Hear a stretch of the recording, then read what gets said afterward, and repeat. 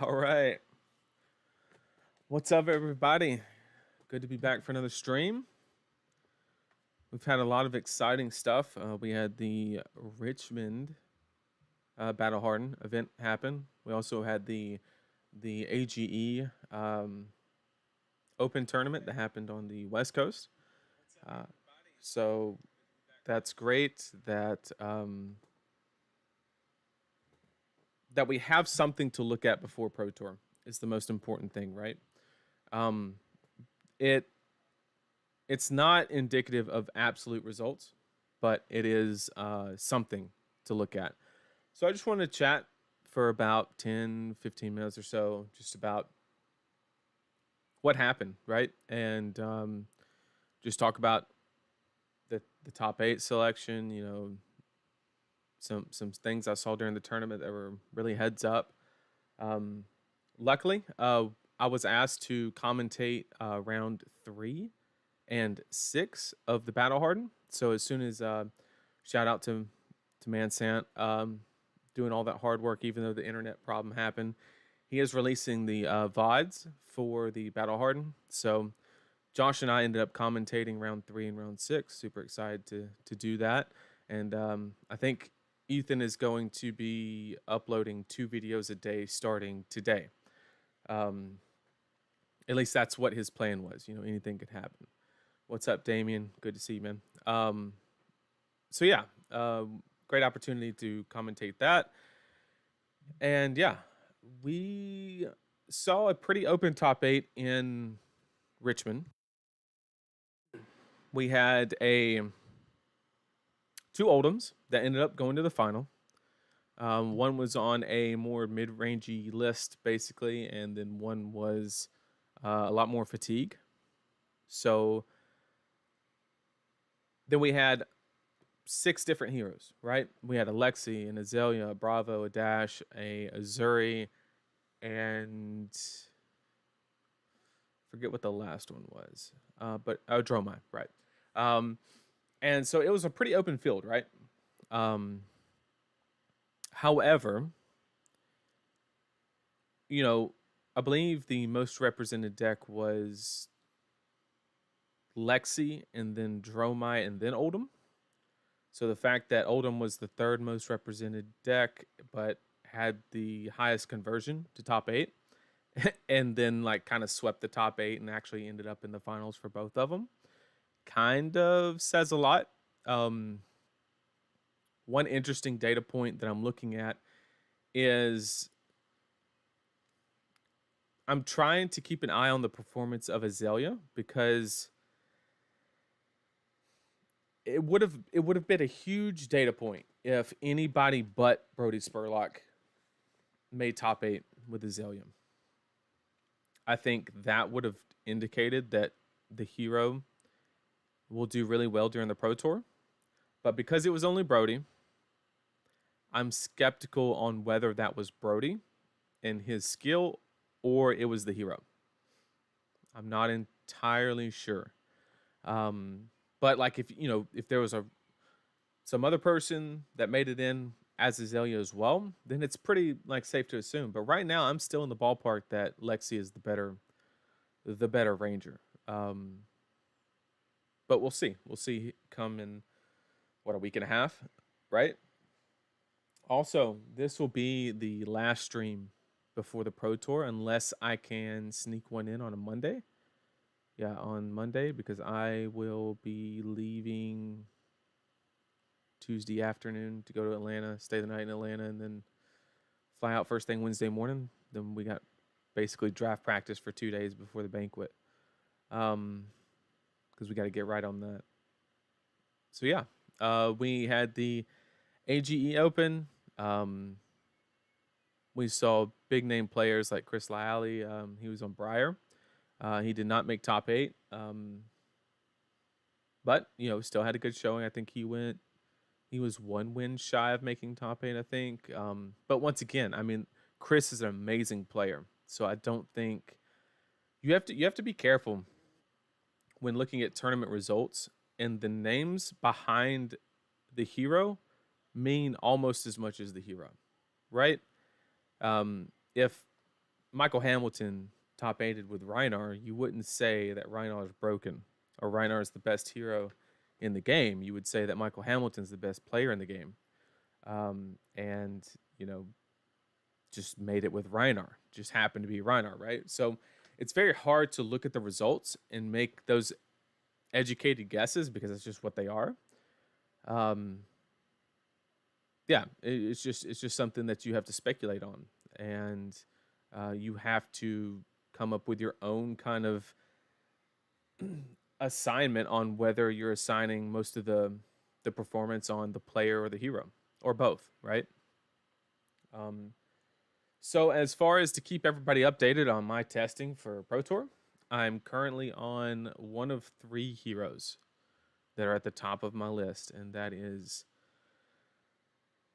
Tree Frog, Dash, Bravo, and of course Briar are the three heroes that I'm entertaining the most right now.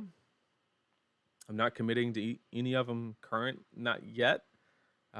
I will. I've told myself that I must lock in by Friday, so I have 2 days to decide between more than likely those three, and then I will make a decision. Yeah, on Friday, on what I'm going to play for the CC portion of the Pro Tour. Yeah, I'm just trying to make sure if I missed anything. We had a great stream last time. I just want to thank everybody for the support. We had over 100 people in here at one time. That's amazing.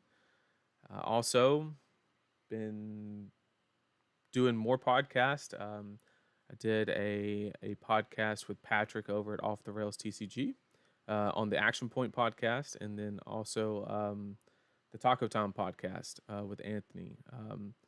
And then also tomorrow, I'll be doing a podcast with Push the Point. I'm not sure when it'll be up, but it's just exciting stuff that I get to, share stories and chat with those guys. Those are people that I, look up to, especially Push the Point, man. I've been listening to those guys ever since I started the game, and I never thought that I would get the opportunity to be on the podcast. So it's really awesome. Who are you forcing in draft? I'm not forcing anybody.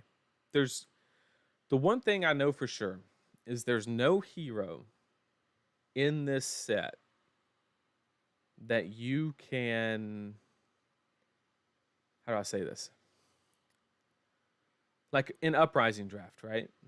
Or let's go back as far as Tales of Aria, right? I didn't draft a lot of Monarchs, so I can't go that far back. But Tales of Aria, right?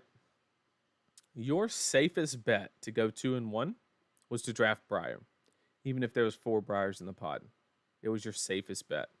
At the end of the draft cycle, we quickly realized that Earth Oldhim was just the best because you could just fatigue them out. And then, but like both were good, right? Lexi was just kind of like an outlier. As far as Uprising, Phi was your best bet at the beginning to get 2-1 basically. If your bar was 2-1, Phi was your safest bet. He had the cleanest matchups. He had, yeah. I mean that's just how it was.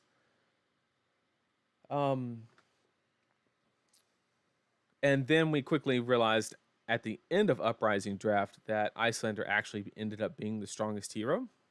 I think anyway. That's my opinion. And Dromai was kind of the outlier. Not saying Dromai was bad. I'm just saying that if you played Icelander or Phi, it was a much safer option. To be a good Dromai deck, I think you really needed to be a 1 of 1 or a 1 of 2.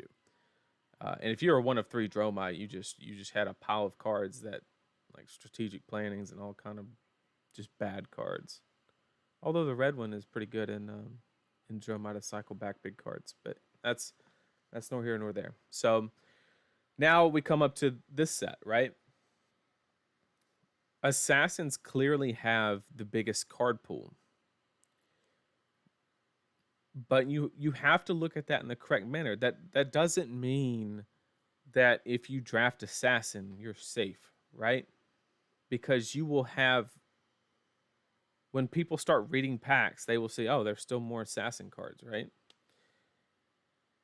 And if you do it that way, then and by the way, the basis of there being more assassin cards is based off of there are ninja assassin cards and there are ranger assassin cards, but there are no ranger ninja cards. Is the basis of that statement, right? So theoretically, there are more in the card pool that fit that assassin can play. With that being said, when people look at packs, they're gonna immediately think that assassin is more open than it will. I think every pod will have 3 assassins. You're never gonna get through a pod and there'll be like 1 assassin. I don't think that can ever happen. Um, I would be baffled if there was 2 assassins. I just don't understand how that could happen. Because you could have 1 Arachne and 1 Azuri, and they'd be the most broken decks ever because they're looking for completely opposite things and they're not cutting each other. And there's easily room for 3 or 4 assassins in a pod. Just a fact. As far as Ranger, I think everybody's just gunning for pumps, right? Everybody's just trying to get as many pumps as they can, whether they're playing Riptide um, or Azalea, and just what you are the attacks that you're putting in your deck differ between the heroes, but both of them want pumps, and all of them. But just Azalea definitely wants all arrows because she doesn't want to miss on the dominate off the top, and then Riptide wants things like Death's Touch and what's that virulent whatever, the one that gives the blood pox if they block with an action. Yeah, and then ninjas, and like there's not a lot of room for multiple ninjas.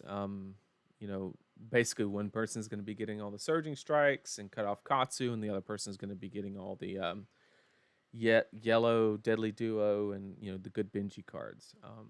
So it'll be interesting. It'll be interesting to see how the drafts play out. Super excited to see what people like the data that they put up on the sheets on the website. Like for the Pro Tour 2, they said like which hero was drafted more and why, or guesses on why.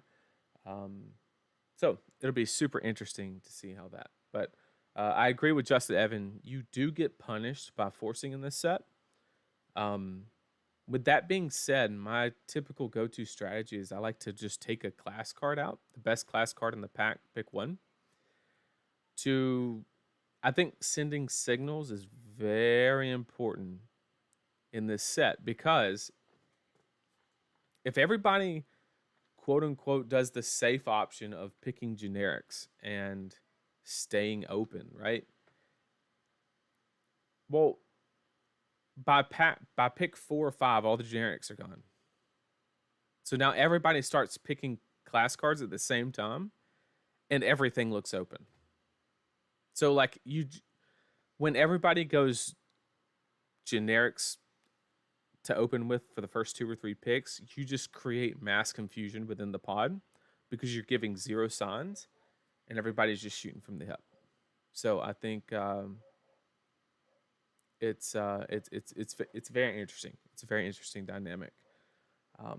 But if you're the only person staying open, then you get hugely rewarded because you get more precise picks. So you really have to be gauging very quickly what the bod's trying to do.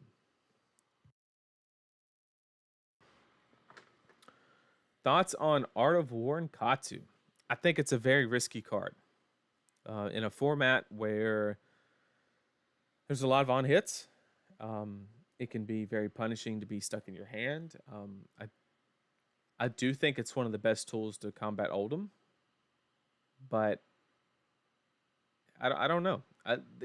The game doesn't seem to be played in a manner where you can just throw up 5-card hands, which is basically what Art of War requires. And it's just one of those cards that you put in your deck, and you can't even like Katsu it away. Like that's what makes it so risky. It's going to be one of those cards that is either really great when it's great, or literally lose you the game when it loses you the game.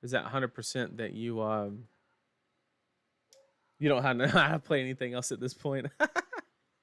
Oh God, uh, not Kano, not Kano. I guess we want to start with tempo. We're gonna go ahead and put in the AB because it only makes sense. And we do want the chess piece. And we want Oasis. Obviously, we want all the D reacts out.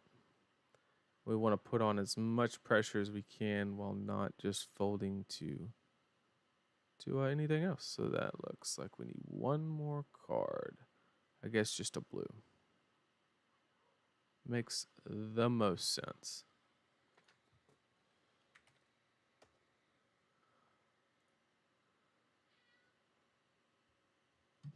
I was very surprised by the no red choke slam as well. Dagan, you could play Reaping Blade Briar. That's always an option, right?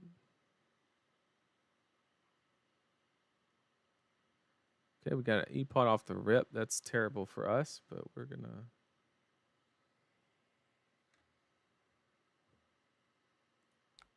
try to hang in there.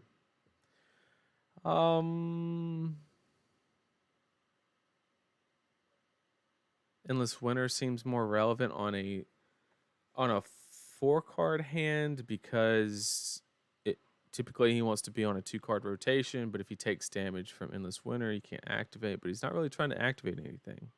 So I'm actually going to favor the Spinal here.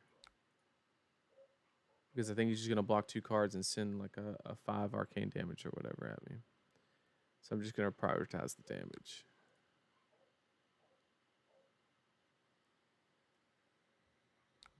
Speaking of mid-range Oldhim, how does Katsu beat that deck? That's the only reason I'm not playing Katsu, is I cannot find a build that beats mid-range Oldhim. I got Fatigue Oldhim down. Like, that problem's been solved. But, yeah, I just can't find anything. So you find something, you let me know, because I ain't got a clue. All right, we got 1 Dimage. We're going to let that go, because we got a...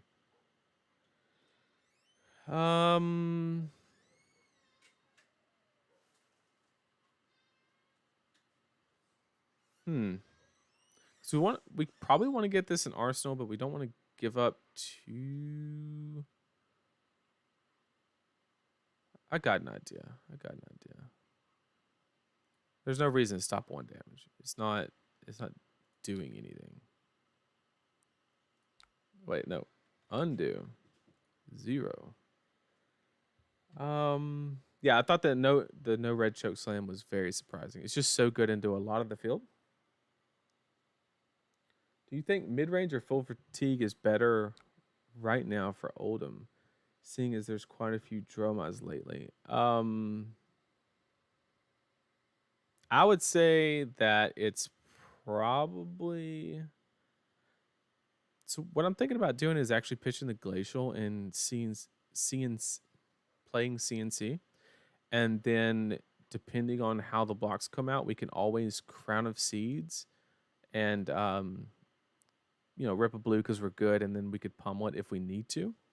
And then that still allows us to Arsenal Oasis, is kind of where my thought process is.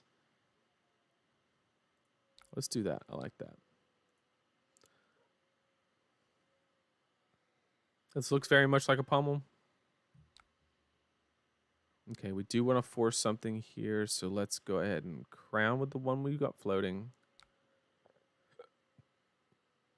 Rip the blue because we're good. Dang it. Super sad. He doesn't run D-Reacts though, so we have to go ahead and push it anyway. Just how it be.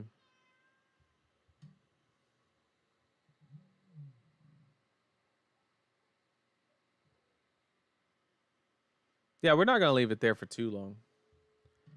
You've given enough ELO to charity. I'm good. Dang.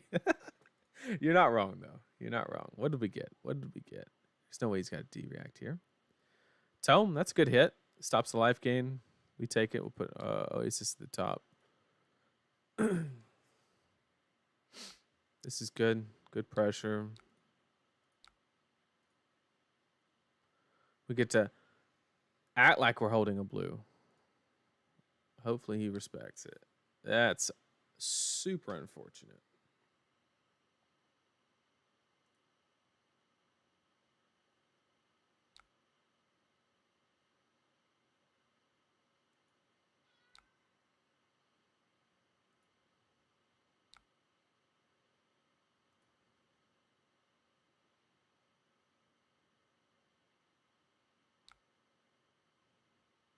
I don't think giving up the CNC is worth preventing one more damage.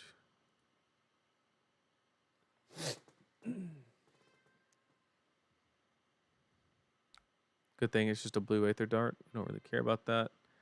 He's still got a whopping 10 coming at him, so we're still in a good spot. He's probably just going to 2-card 5 here. A-okay. This is a rouse every day of the week.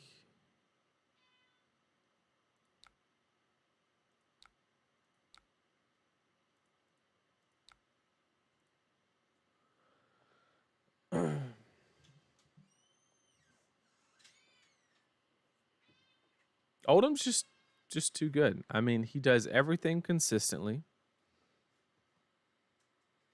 No shade to Guardian players, but I don't think it's the most difficult deck in the world to play.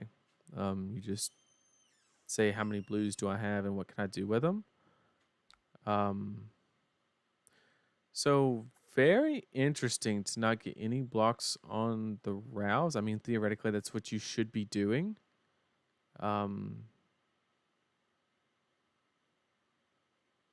Because he needs to play around CNC, but we're going to go ahead and throw it just in the event that we really need to put on that pressure in case he's trying to do something funny. We're still holding a blue, so we're fine. Okay, we got 2 cards. That's fine.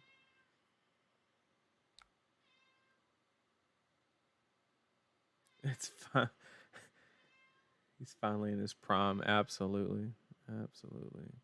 Yeah, it just feels easy to play. Like, it's just, oh, that's how the resources line up. And like, I will say, like, when to block and what to block is like the hardest part because you're actively trying to block.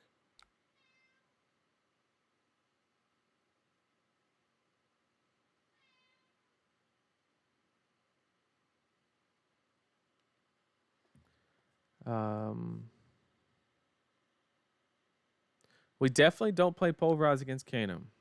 We do know that much.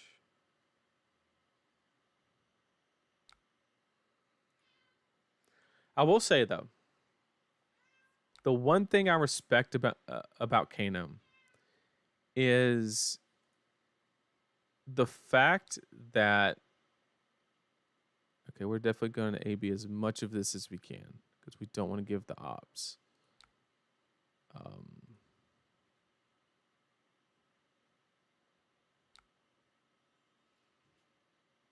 Okay. We're going to AB all 3 that we can.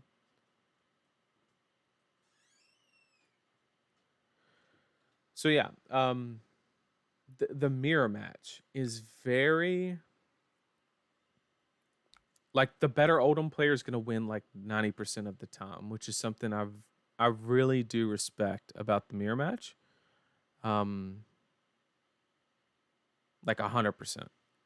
100%. I think we just hammer here. See if he wants to do anything funny, and because we can't do anything. We really don't have any other option. Rouse is only damage if he blocks. He would be open to any on hit and won't be able to throw any damage. Absolutely.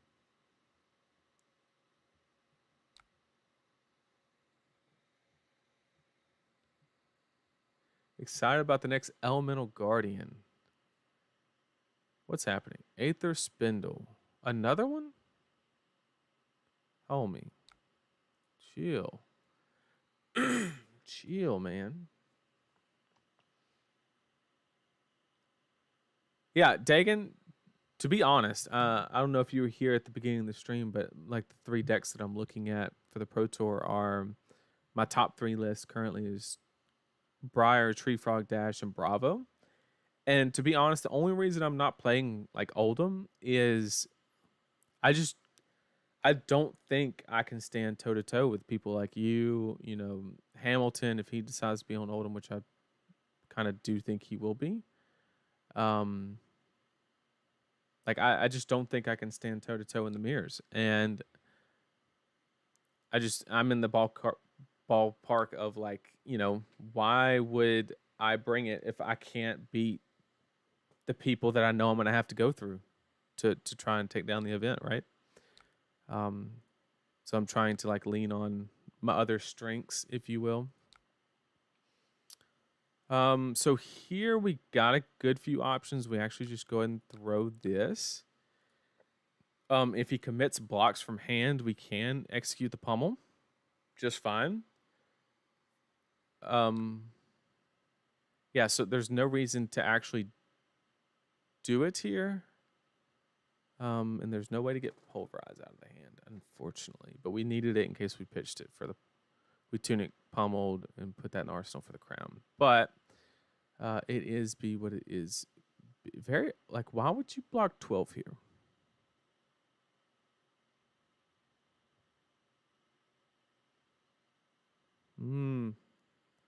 That's kind of sketch. That's kind of sketch right there.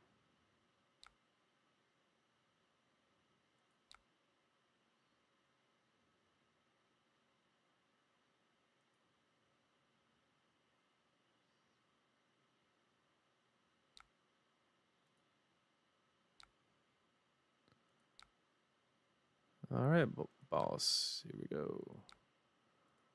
One card check.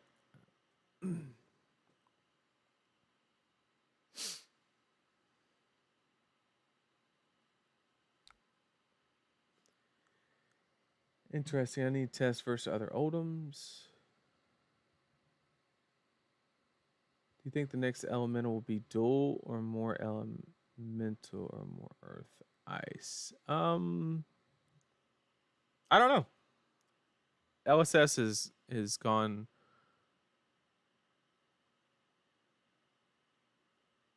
Huh. So we actually just force him to go here, but I think he wants us to. He said you know you want to.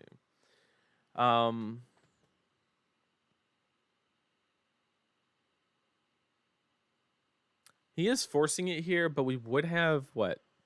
This costs 2. We would have 1 floating, a card. We'd have 3 resources. There's no way we get blazing. I mean, 3 resources has got to be enough, right? And we just force him to do it here. I don't want to think. I'm just going to do it and say, go do Kano things. Yep. Because if I hammer, then I just spent 3 resources to put the same amount of pressure on, right? So I'm forced to pummel here. I don't have a choice because he blocked with tunic. Yeah, sure. I think we take tunic now.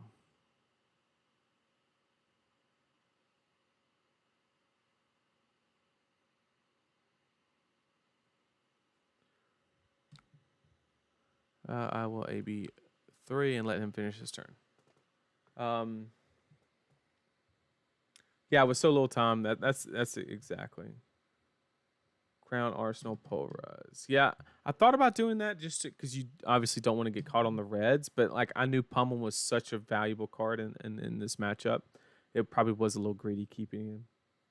Because I had the 1 floating anyway. Would have been very easy to do that. Consider this. LSS. Unbanned cards like Ball Lightning for Briar and Belittle for 5. The meta would be more aggro based, or Zelia would keep them in check. Yeah, Zelia still keeps them in check, to be honest. I'm truly in the ballpark that I believe Ball Lightning was not banned because of its power level, but more because of the confusion it caused on the basis of its rulings. because there were a lot of interactions that just didn't make sense to a lot of players, and it was probably just more of a hassle. He just put a tome on top. That's huge. Okay, he could get here. Um, or not because he had a yellow, not a blue. See, we got there. We got there, chat. He had the yellow, not the blue. Yeah, belittle was strictly just too good. It's just too good. No way around it. But ball lightning, I think, is more of a ruling based ban, just to keep stuff that's overly complicated for no reason out of the game. Because think about it. If you could play ball lightning right now, like nobody would be doing the whole sting ball, right? Like there's just better things to be doing. Um, yeah, just I was scared for a second there because I saw what was going to happen. He was going to, if he had the blue, he's going to pitch that. He'd put the red tome on the top with the deja vu potion, get the Aether Wind, play it, draw the two blues, and Kano two more times. So that would have been a little different. But he didn't have a blazing anywhere. That was the one thing. He didn't have the Ragamuffin blazing situation. So he would have literally had to hit a zero cost spell and a blazing to win that one. So we were pretty far ahead there. Ball is like drone. It's a design mistake for the intended effect. Yeah, absolutely. I agree. I agree. Okay. We got a Dromai. Okay. Dromai. We like poppers. We can get more of them. Seems decent. Sink blow's not the worst, but we probably prioritize blues here. Maybe we want to just pressure and play a longer game. We do want to run a no rune situation. So we want to run lantern and feet. Right? Is there any reason to run rampart? Yeah, because you have like dust up and stuff that you really need to cover up with the extra float. So we're gonna run gloves instead of, because you always run two in case they tumble tie one of your AB, right, Dagan? That's my thought process. Could be wrong.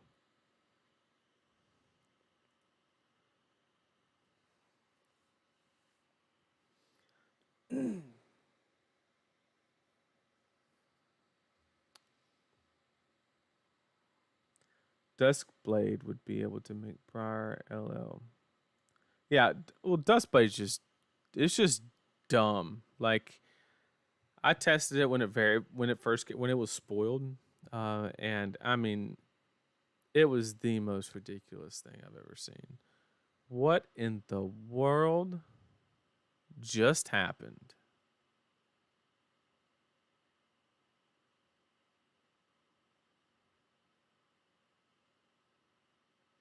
Okay. That's a stony Wooten Hog, my friends. Oh, it goes down because of two non-equipment cards. So we don't actually need to we don't need to give up the winner.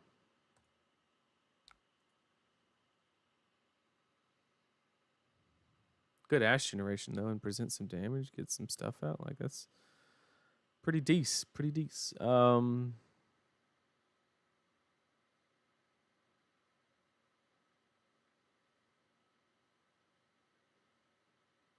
Just send. Yeah. Why not?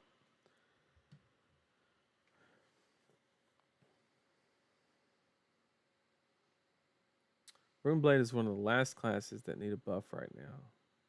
Signed a Runeblade main. Man, I think we could use a little help. I think we could use a little help. Always play like one savage, but everyone else says two. Dat jank. Oh, this is Jason, isn't it? This is Jason. The old Wooten Hog special. I love it. I love it. Okay, he's late for dinner because he wants to.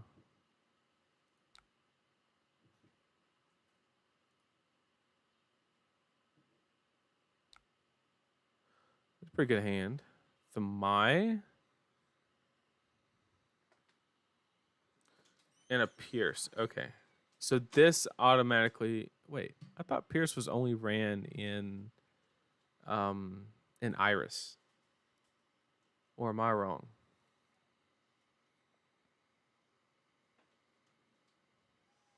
This is illusionist attack action card, so it doesn't apply to the dragons. So here we obviously just have to rouse. Doesn't make any sense to anything else. We'll send the rouse at Dromai, and then we will, so we can get our crown back, we will hammer into the mine. Also doing the hammering instead of popping does allow. It doesn't even have ghostly counters, which is so, or does ghostly touch. So this is just a straight aggro match here. He's got a lot of cards. We did run Remembrance, which is good. So I think we just manage the game. Make sure our threat density stays somewhat decent. I think we can get there. But knowing Jason, he's got something up his sleeve. I don't know what it is yet.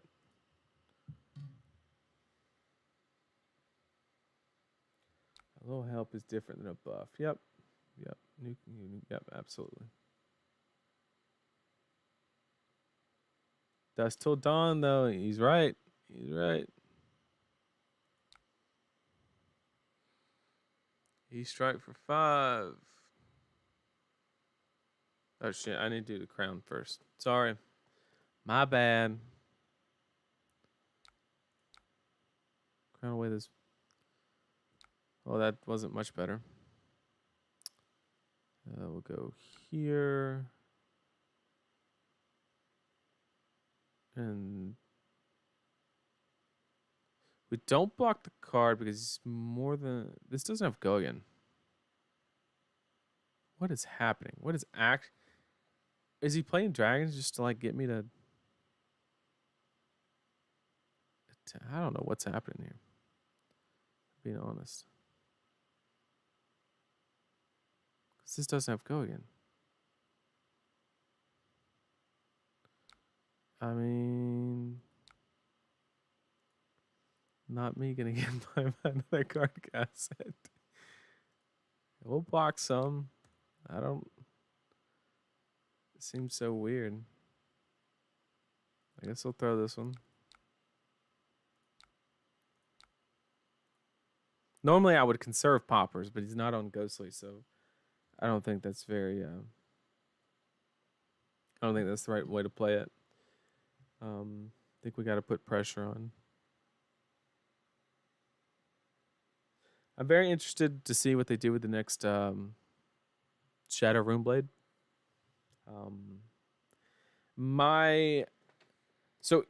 This is just pure speculation because I have no information, right? But I do think that maybe the new light and shadow here will be really toned down since they were so off on the balance with the last one. Both Chain and Prism, right? They were kind of overtuned. But I don't know. Be very interesting. This is interesting to say the least. What do we have here? We have Red Dust. We want an Arsenal, so we can tunic counter this, but that doesn't. I don't want to hammer on a 4-card hand in that. Absolutely, that feels equally bad. This Pierce Reality could get out of hand, though.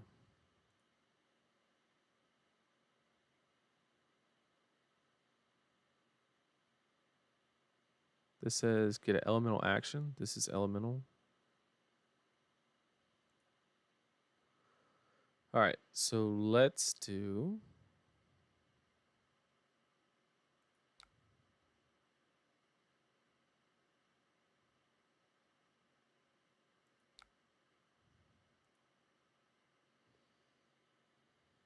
I don't want a macho drone. She's been very willing to block. So I'm going to put a popper underneath. And then let's just hammer the pierce. Something's up. I think I'm going to get like Miraging Metamorphed. And then like me popping it gets threatens another copy of this kind of thing. So we're going to do that. Let's go ahead and get that out of here. Kind of got me worried. Just a wee bit. Just a wee bit worried. Okay. That's a good one. Let's see. Or an indication of a game that evolved around it. Is a character not being able to achieve LL but being close a bad thing? No, it basically just means that it had a problem as far as, you know, it did very well, but then the meta shifted abruptly to counter her, basically, is what that boils down to. I agree with Luminaris being the problem and not Prism, but you know, I think here we go ahead and Tunic Crown.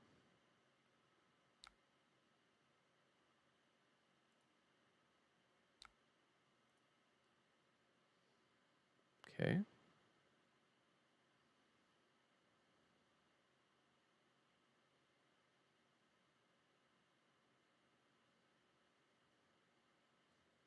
Oh, I thought he was attacking with it. Guess I'm wrong.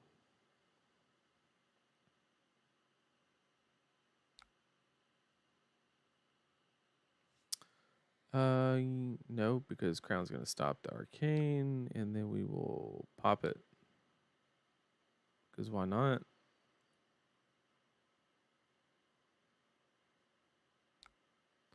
And then we will rouse. And then hammer into Kyloria, clean it up. Pressure and clean up, always a solid turn.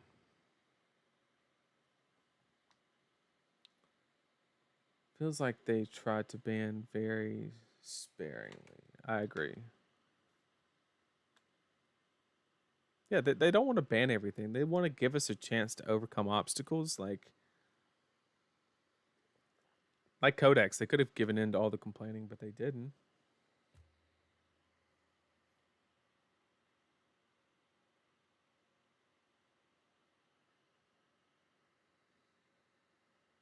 %100% agree.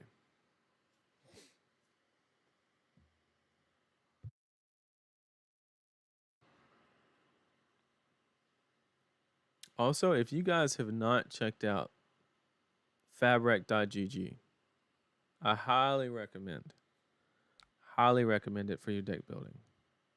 It's an invaluable resource. Absolutely. Card statistics. Anything you could ask for. Okay, now this is an interesting remembrance that we obviously have to crown away here, but we want to do it on our turn so we have the resources. So we'll let that happen. So we will go ahead and crown with the blue.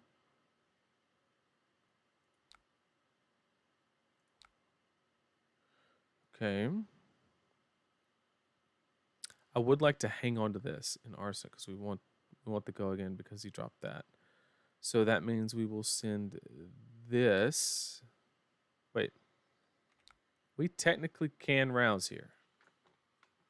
Right? Because we pitch Remembrance, show these two. That would leave us with, but then we'd have to pitch both reds to hammer, and that's less than ideal.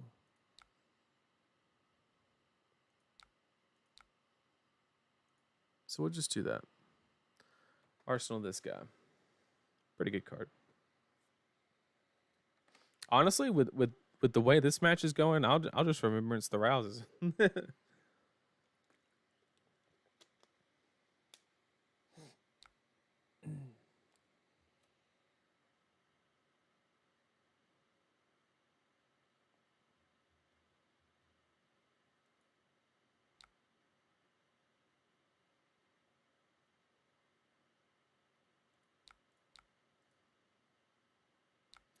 Good hand. Good hand. Lead the charge into an E-pot. Into another Pierce. What in the world is happening?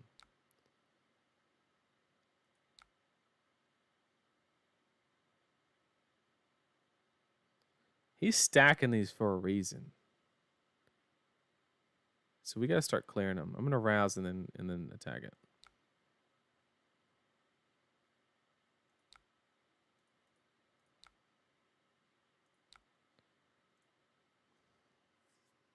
Something's going on. I don't know what it is. We've almost equalized the deck count. That's what Guardian does, basically.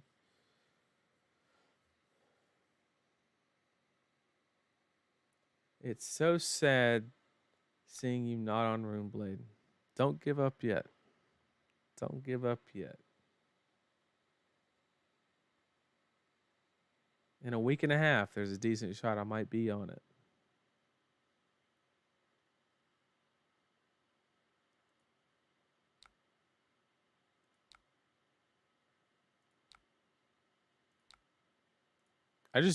I don't know if these are diversions or or what, but he's stacking them for a reason. I don't want to get Miraging Metamorphed, so that's why I'm prioritizing that over the dragon, because I can always pop the dragon. He doesn't have Ghostly, so it's not bad to do that.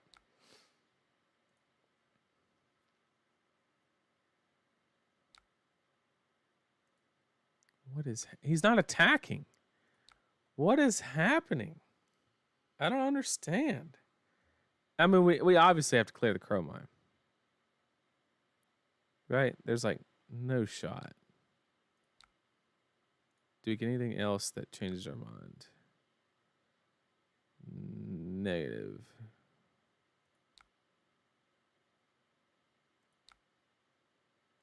We have to get rid of Chromite.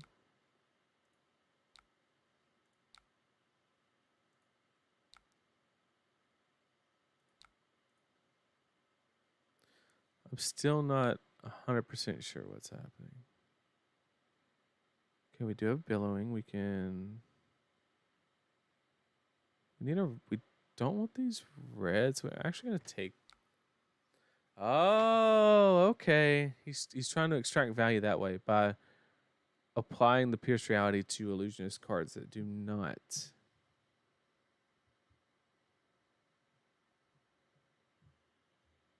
Does not have Phantasm. I respect it. I respect it.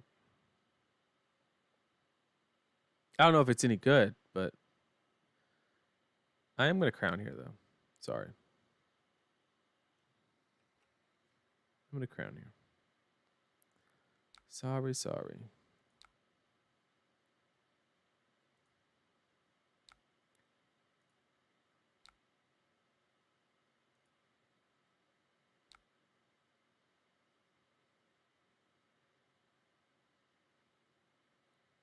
We have two. Just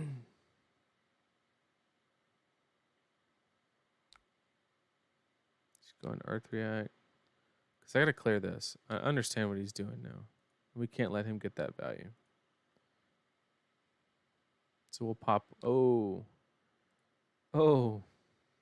Not like this. Not like this.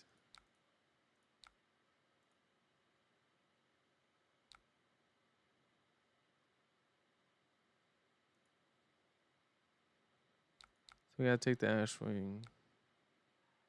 Oh, no, we don't. We can rampart it.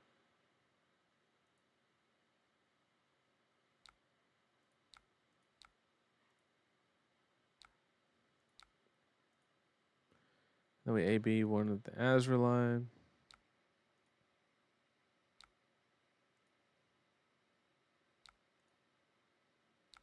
And then we're forced to take out Vinny. Because he's got a red dust under him. Unfortunately.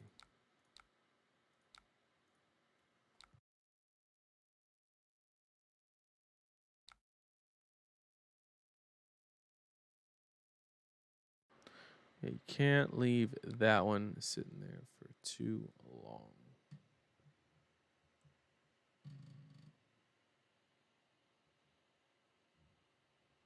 Light Dory would be pretty sick. I'm not gonna lie. Now this is annoying.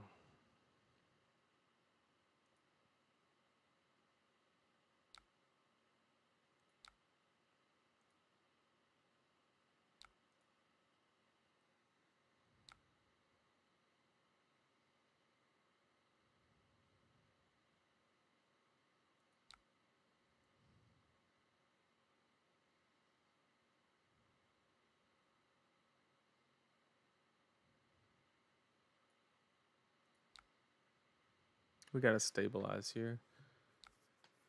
We gotta stabilize, unfortunately. Getting a little out of hand.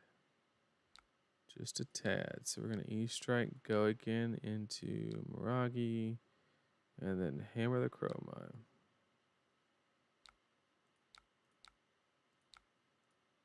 The next turn priority is this Pierce Reality because we don't want to let him keep getting value out of that. No bueno. This opens up the options. We can do a very same play. Do have to be mindful of our pitch stack.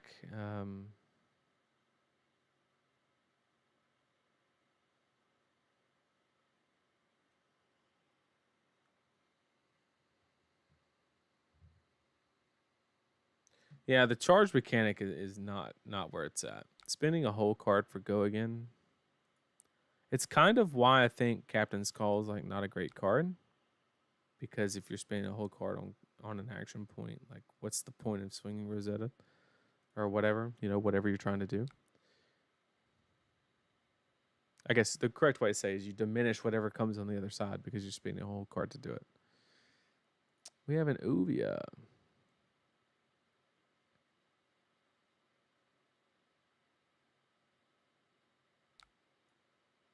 And a pass.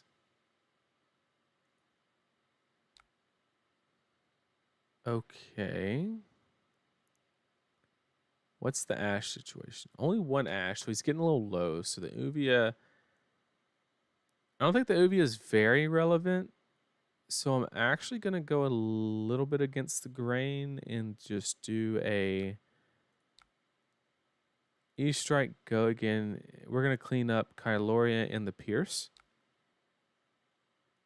If he had Ghostly Touch, the Uvia's #1 priority. But I think we can actually do this because I'm worried about... He's kind of low on Ash anyway. So I don't mind the Uvia kind of doing its thing.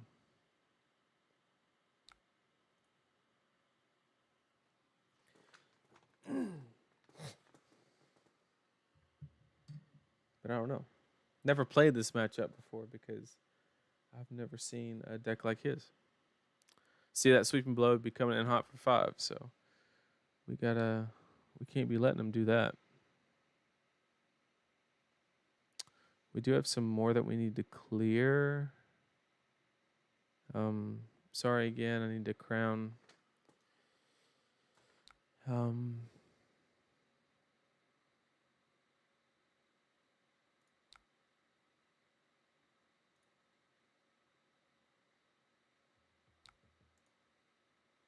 Okay.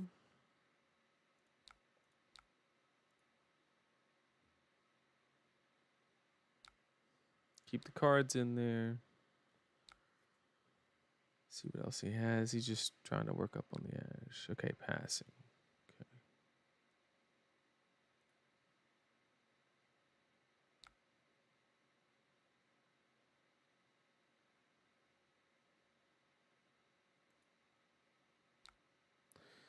Okay, what do we do here? We have an Uvia and 2 Ash. I think we actually need to take out the Uvia. But then we have passing. What's a higher priority, a Uvia or a passing? It's got to be passing. So if that's the case, what we can do... I'm going to get a little greedy. I'm going to make a pulverize or heave it. So let's do... here. Making sure we get the red out of our hand.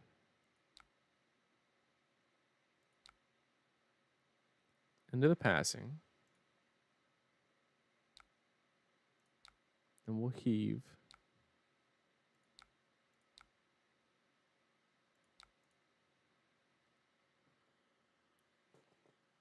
Unfortunate.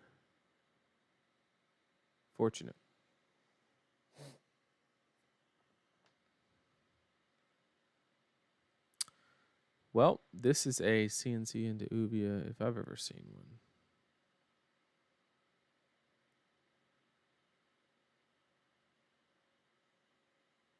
Hard punish, though, on the trip red hand. Bolton would become useless and unplayable if they just make a Dory Light Warrior. That's true. That's true.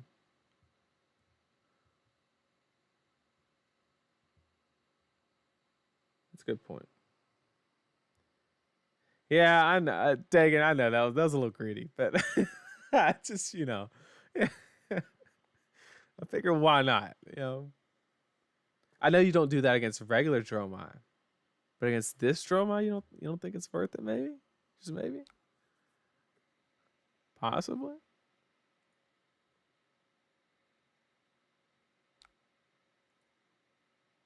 What's actually happening here?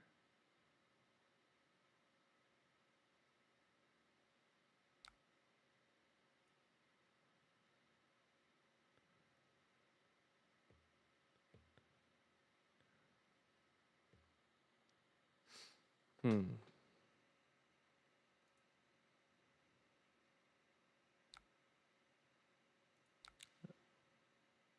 I think we.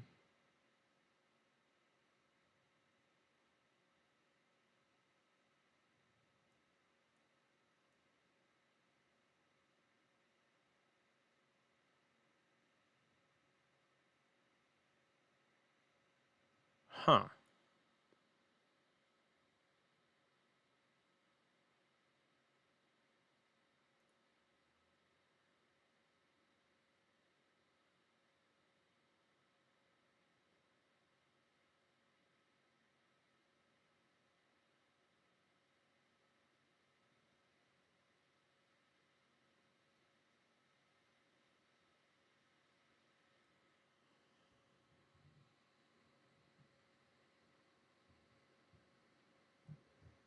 Dark Odious, I think you the board state paints a different picture. This isn't. He doesn't have ghostly touch or anything. He's on like a pierce reality attack thing. It's not. But yeah, it was definitely not the play to do the pulse. But this was a very different matchup. He's not running typical Dromai stuff.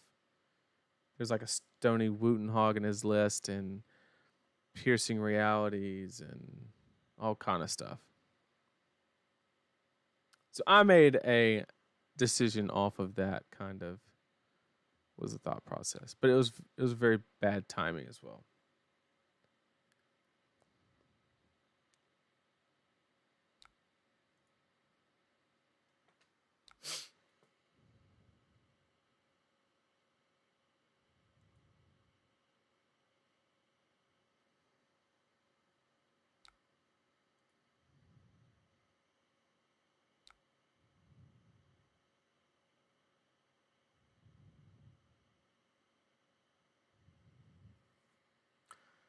I'm super tempted to just. We have 3 seisments, so we can just send Okanold into the passing. Actually, probably do the Miragi instead. So no reason to tank this damage, but we also do need to do it in a manner where we keep a popper in case he attacks with another one. Let's just do it this way. Block the AB there, and then we'll block the physical here.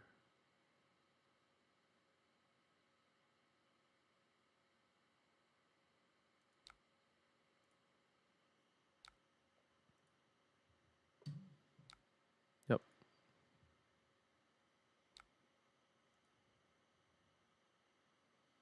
And that way, if he attacked with something that had Phantasm, we pop with the Endless Winter, send the Oakenold, because we have the Seismics. But if he doesn't, we'll pitch the Oakenold to play the Endless Winter, so that way we get the Reds out to hopefully be able to get Pulverize out next turn. Although it's looking unlikely because he has the double prevention, which is okay. Unfortunately, we have to go Endless Winter into Mirage. Not optimal. Not optimal.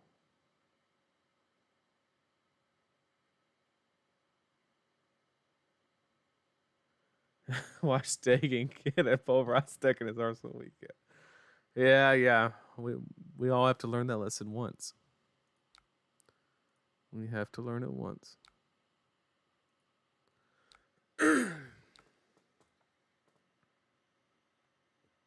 In this matchup, I don't think it's stuck. As soon as I clear all the Phantasm, I'll stay on the Tunic counter and just play it accordingly.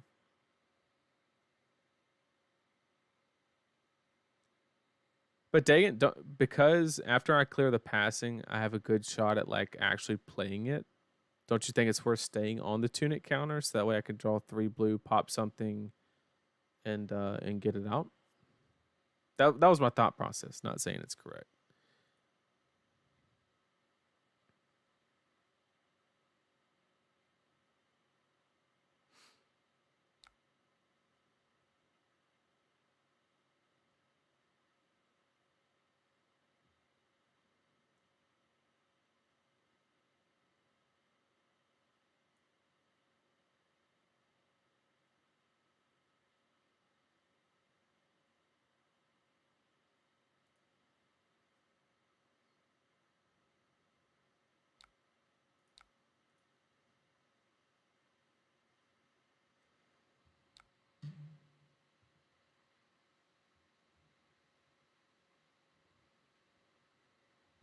Yeah, we definitely don't throw Pulverize while they have double Phantasm prevention.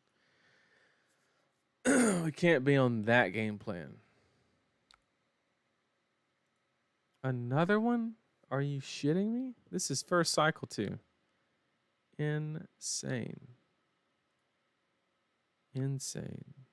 Well, there's no reason to clear the reds because, well, we can clear one of the reds because, yeah. Let's clear one.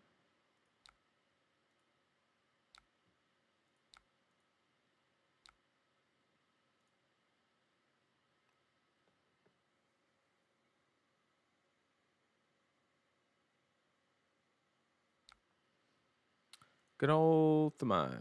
Too bad I can't crown anyway.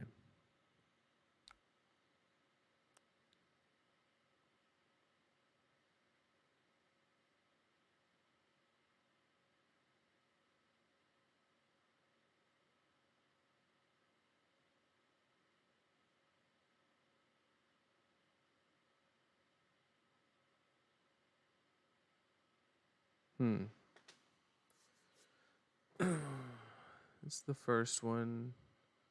We want to make sure we're somewhat good for the next one in case something comes. And we know we have to take out the passing. It's his last one.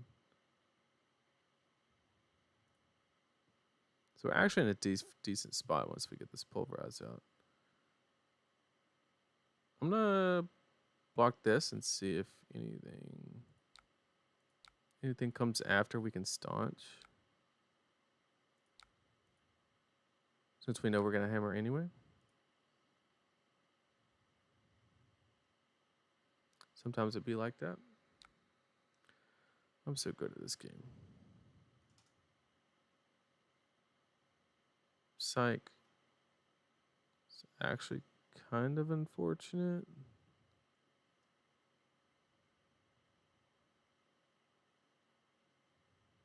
Oh, it doesn't have Dominate because he has... Yeah, so we're good. So it was well played. Let me staunch this.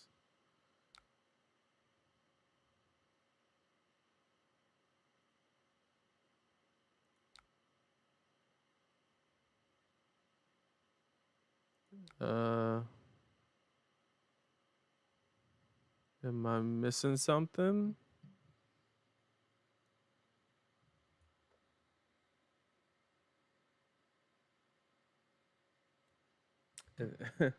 Take care, Dagan. Dagan, appreciate you stopping by, man.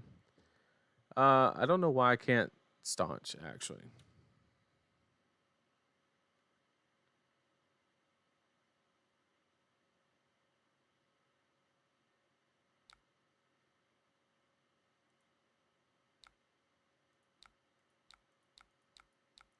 Oh, Thamai, yeah. Okay.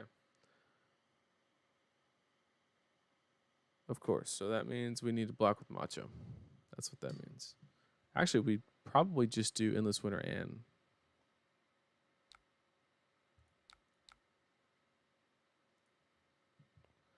makes perfect sense. Yep, and then we'll go into the last passing. See, I'm not a wizard player, nor do I play D-Reacts into Dromai. So I've actually never encountered that before.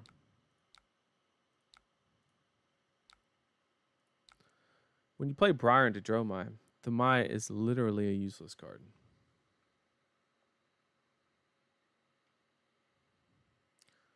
This is the moment. This is it.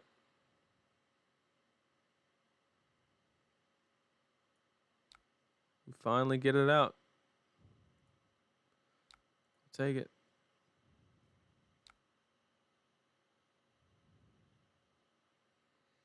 Son of a bitch.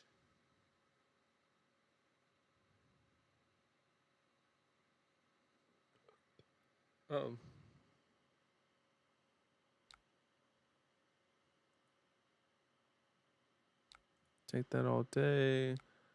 We have a dust up. We unfortunately can't block in any way, and still we need. This is the opportune time to get the pulverize out.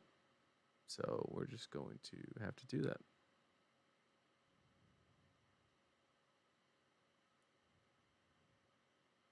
I do like getting on an arsenal, so there is that. Yeah, we'll give him the dust up. Because I can't. I mean, is Tunic counter worth? Yeah, because I can't block with a card, then Tunic counter. That only leaves me 9 resources. So this is now or never to get it out.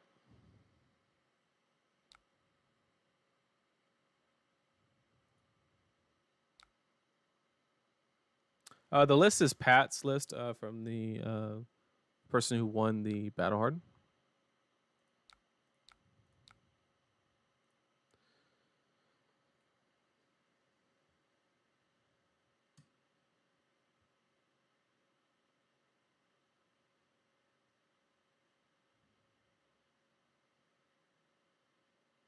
No, I'm not going to crown.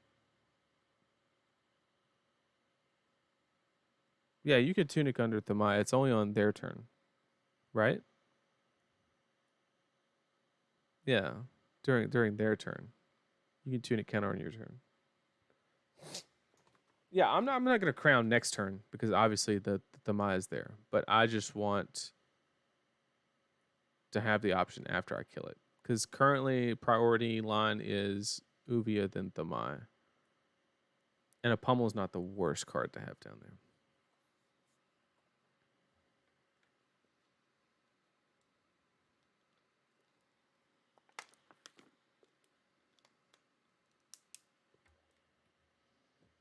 This match would be. I don't understand the wave of reality. This match would be so much different if you just had Ghostly Touch. I mean, I would have played it differently too, but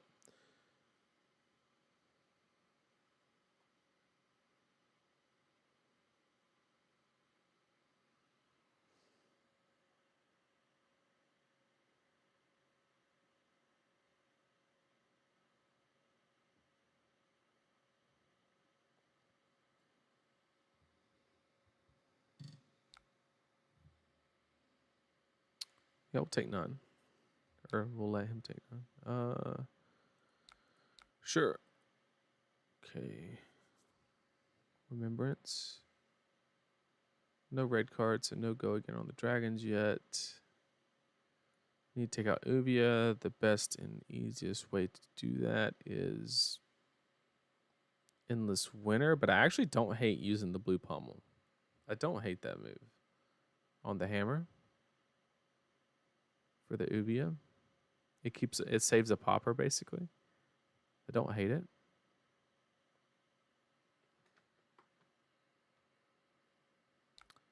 Yeah, we'll take -2.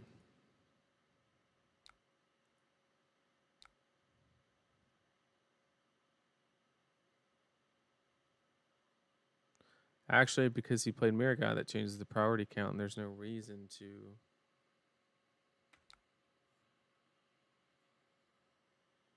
Okay. Yeah, there's no reason to actually take the damage because we just have to hammer into Mirror Guy. We don't have a choice. We don't have a choice.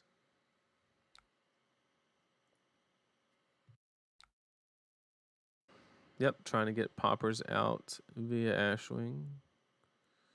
We can't Rampart to delay because he has a stack of 5.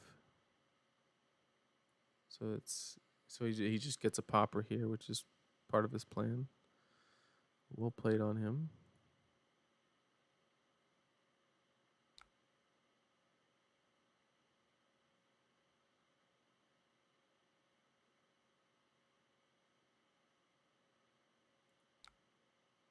Fortunately, we have to pitch the non-popper to.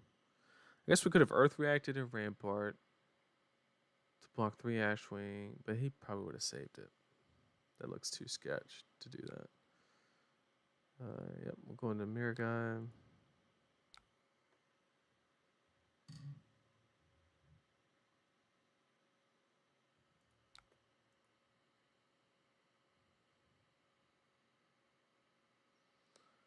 Well, this is how we lose the game because we can't crown because of the Mai. So yeah, the pulverize cost me the game. Simple as that. And the red rake.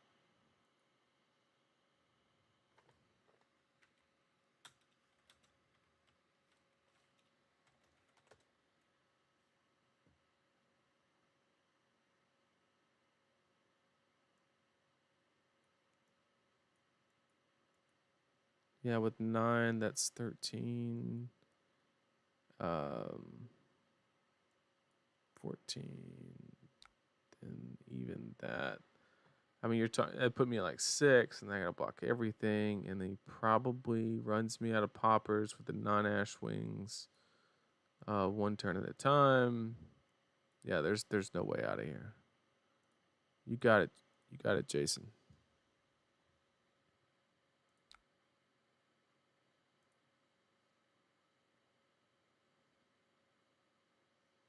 Jason's about to hop in chat. I'll let him know I don't have any. I didn't have any poppers. So, yep. Lesson learned there. Don't heave pulverize against Dromai, even if they're on some odd stuff. It's still just not worth it and extremely greedy. So everybody learn. Jason, you got me. I didn't have a popper there. You got me good. I thought it was so it was really cool. The list I thought because I didn't know what you were doing with the Pierce realities, but then when you started playing the one for 5s now, sweeping blows, because they got buffed. I was like, okay, buffing attacks that don't have phantasm, so you actually get like just raw value. I thought it was actually really good. I didn't hate it at all. I thought it was really good. All right, we got the old 5 boy. Think we just play the mid-range game plan and go from there. I do like Peace of Mind here. The Ponder token, block 4. And we're not really going to pulverize against 5 because we probably just get blown out if we do that because they're just way too bursty. So we'll roll with that. See where it lands us.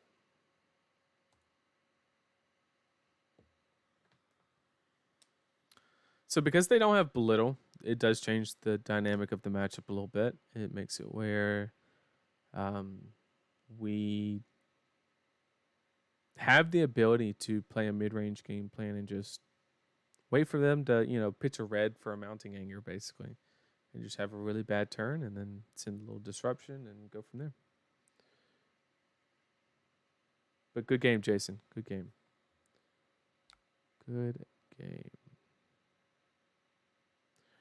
All right, we will, because we want to secure the spinal, we'll block with it last and go down the line, and we can earth react to cover up the odd numbers.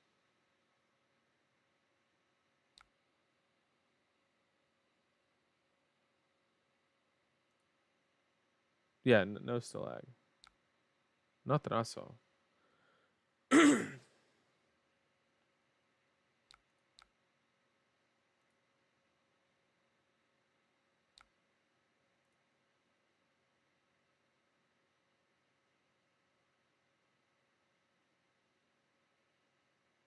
Okay, so he comes off an arsenal to, yeah, to Phoenix Flame and can't threaten anything else because he had a yellow, not a blue.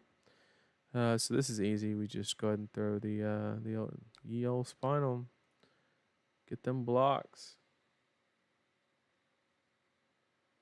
Arsenal, good old sink below for the crank back.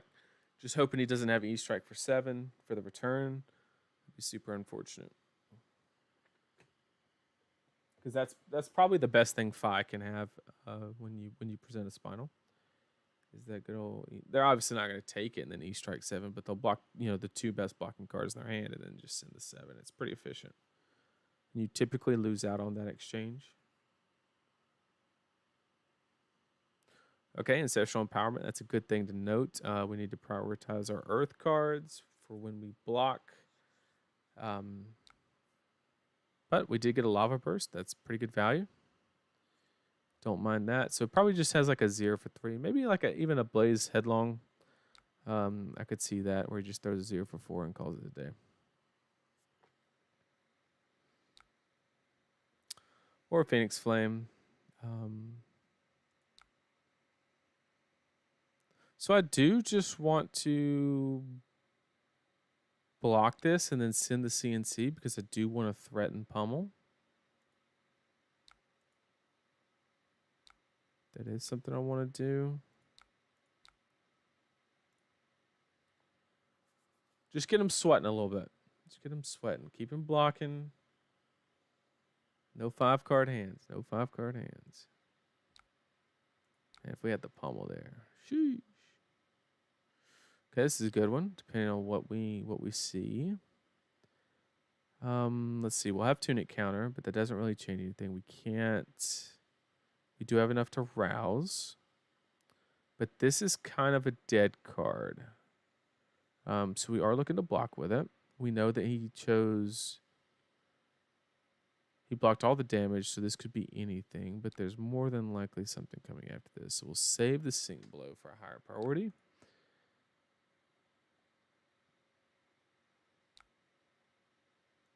Okay, now it's pretty safe to go ahead and use, and we have outs if we need to cover up the we could basically just abandon the rouse and send spinal if he has like a red snatch or something like that. But I do want to go ahead and get the sink out.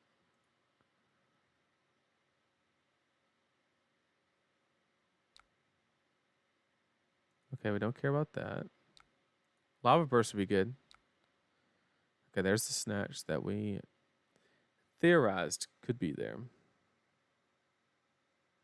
So maybe it's a little greedy of me to go and use a sink on the running renegade, but that's okay. We'll go and give a little bit of armor here, and then we'll just default to a spinal. Off an arsenal that buys us tempo.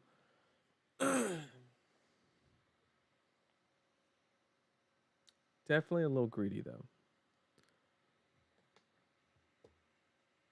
I was worried that there wouldn't be a following attack, and then I would have been stuck with just a dead card because the plan was roused then hammer. That was the thought process on sinking the Ronin. But heads up play by him to go ahead and force that that longer chain link. That was a good play by him. I just don't know. I mean, we do have, because he's blocking a lot, like he does need to start considering, running out of cards if he's giving me 3 cards every turn because of the disruption. So I do need to keep my life total as high as possible to kind of keep that as an option. Stab wound in Phi. Bro, you ain't even got daggers, bro. Maybe he's got like a Kodachi sideboard. Maybe that's it. Still don't have go again, homie, so maybe you don't have an E-strike. I would be thankful.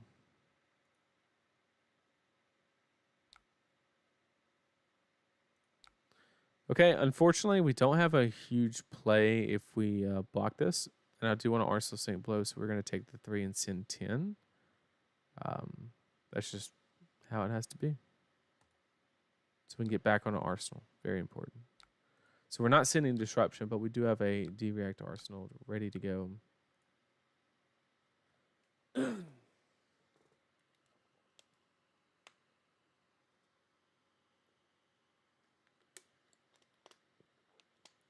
We got that St. Blow in Arsenal. Ready to go. So he is going to make a move here. Take the 10. I guess that's the best time to have a St. Blow in Arsenal. So we'll block, and also the Autumn's Touch is really good here. Because then if he has any shenanigans like Art of War or anything, we can always Earth React to cover the overage. So we are going to go ahead and St. Blow this because it's a relevant on-hit effect. And we'll go and get rid of the Pulverize because we know that's never happening.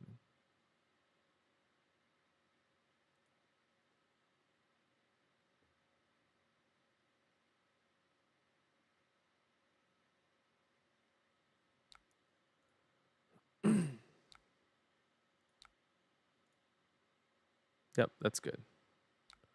Yeah, so he's going to do that. So we are going to go ahead and Earth React. Like I said, cover the overage. We have 1 floating still carrying over, and we have a Sync Blow for anything else that's relevant. Super important. Yeah, no, he for sure takes the 10 every time because it's not disruptive. We're just trying to gauge. The block order is these 2 last. So we have to take the 2 here because we still have 1 prevention floating. But we're trying to gauge whether he's going to Arsenal or not is the most important thing. Pitch to Salt the Wound. That's important. You got it, homie. You want to pop mask here? No. Salt the Wound for 5. Okay, which means we do have an Arsenal, which means we will go ahead and give the Sync here. Just to prevent some of the damage.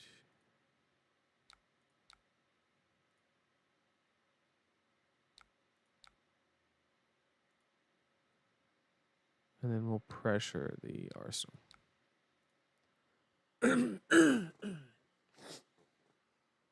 Although it would be completely justified to... Actually, probably the better play would be to just take the 5 and then hold the Sync. It threatens the pommel. It also gives me a Crown of Seeds, although I'm less likely to need the crown or the D-React on a 3-card hand. So I think maybe it was the right play.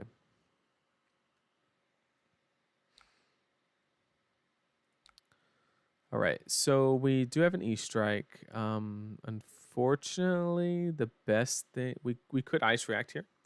That's an option that we have. But we don't really have anything else open to us. So I do favor... I really don't want to play the Channel Lake. I would rather just Ice React and send a little damage in Arsenal the Red Pommel than play the Channel Lake. But then again, no belittle. No belittle's kind of good. But I don't have any good blocking cards, the problem. My 2 good blocking cards are my ice cards. And that's a little bit of a problem. So we're going to go the Ice React way. Stop that arsenal. Keep it minimal. Unfortunately, this only goes in for 3, which is less than ideal, but that's okay. Because he's on a 4-card hand, not a 5. And then we'll arsenal the pummel. Hopefully draw something relevant that we can use it on with the tunic counter floating. Although our 2 best targets, we've already went through 2 of them. Best thing in the world is if he blocks this. I know it'd be too good to be true. That's pretty good. We can hit that. So hopefully it doesn't apply too much pressure this turn. Because that's a play I'm willing to make. Activating this is pretty important. We'll take the 6 here. Kind of reanalyze from there.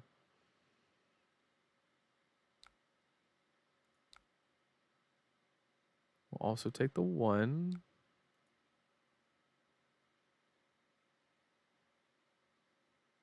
We know he hasn't used Phi yet, but he doesn't have another Phoenix Flame in the graveyard, so he can't. But he had one in hand. The problem here is that if there has to be something else, right? There just has to be.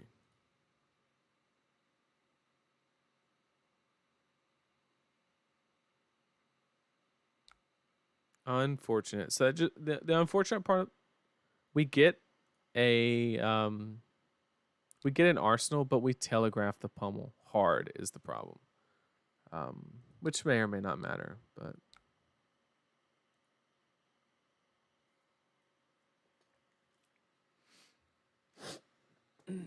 it was a lackluster turn for him, though. I think he sent 6,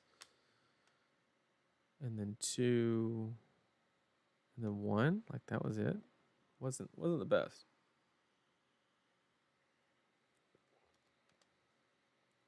But I would have rather blocked with the Glacial, to be honest. But this will tax the Ember Blade and his hero ability, so there is actual value on this on-hit effect.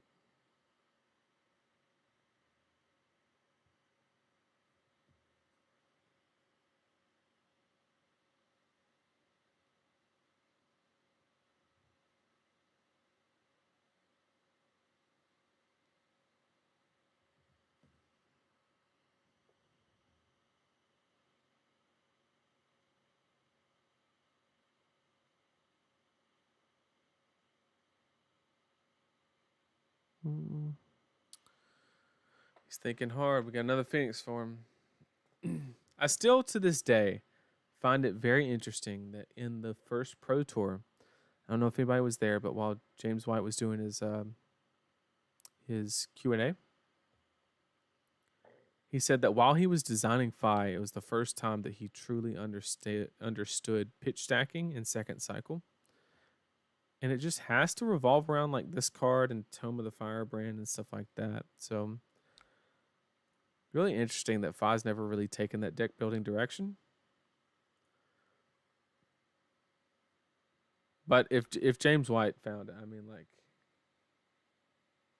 Phoenix forms forming Gloomvale at home feels that way, doesn't it? It does. This is actually good here because we get him on a 2-card hand. There's not a lot he can do on 2. And we guarantee a red threat, assuming we draw 2 blues. So pretty okay spot here.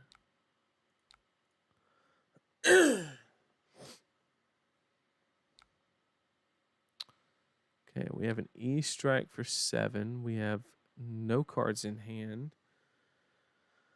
Let's see. Let's check the armor chat. He can go 5 here and then 1 card from hand. That's 8. My immediate knee-jerk reaction was to be very not disciplined and basically tear asunder the Okanold. That was my knee-jerk reaction.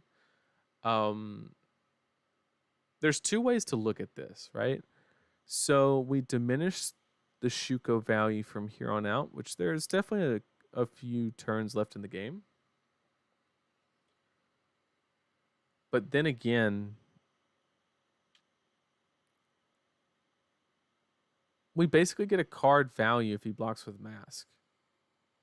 So No, there's only 5 ice cards in the deck, Nick, so we can't do that.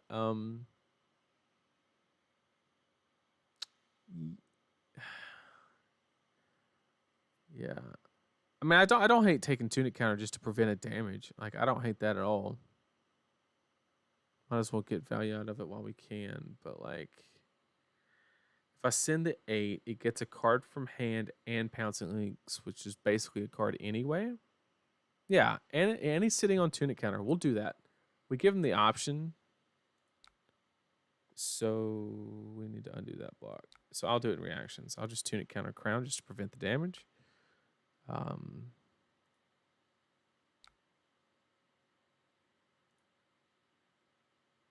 Because he can definitely cover up the Terrace under Oakenold. But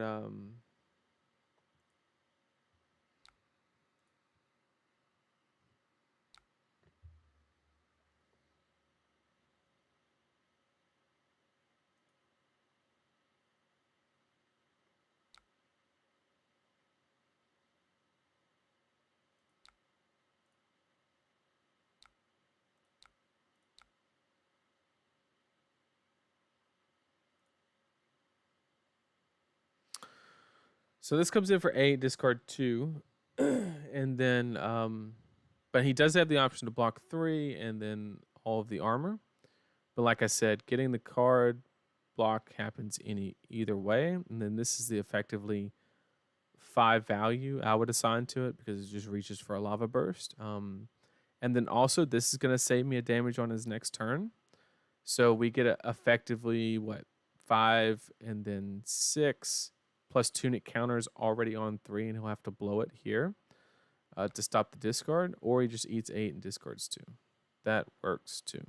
So I think either way, whether he sees the line to block with the armor or not, I think it's worth the value.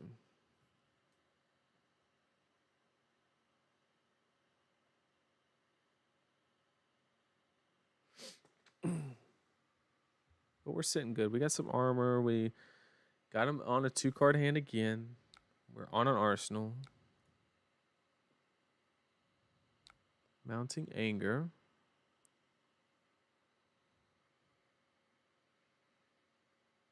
So we have a Mounting Anger, then Emberblade. So he's presenting 7 with no relevant on hits.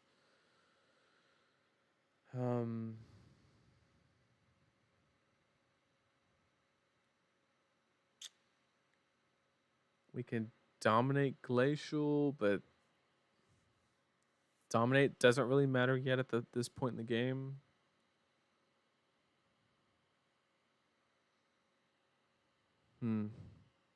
It's actually kind of tough. He's gonna push 7 here. He has tunic counter. He can go get a Phoenix Flame as well if he really wants to. Which can turn on Mask, which means he can go get a Lava Burst. So he can actually do a lot here if we don't block this.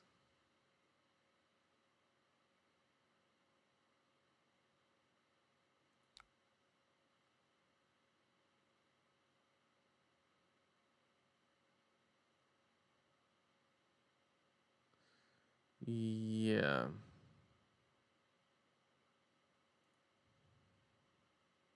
There's a lot he can do.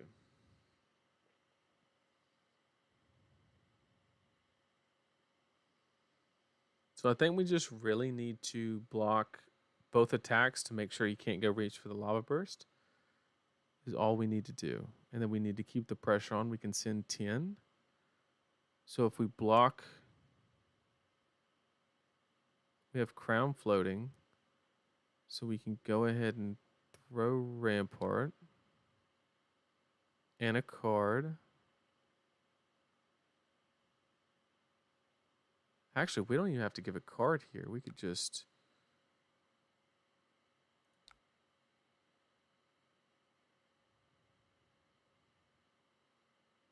Let's go ahead and use the prevention, and we can save Rampart for the...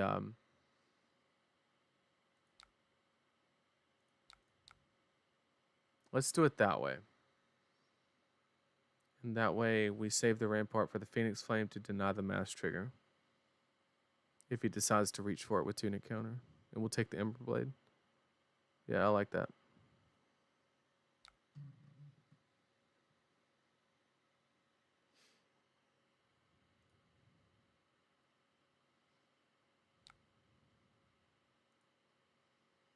So he can't go reach for it. We take this because it doesn't trigger mask. Although we could block it, but I think the arsenal is probably more important.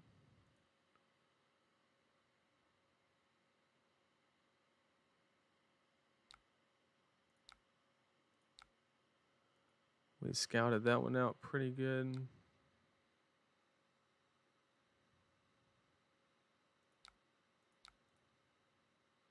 We'll just send that.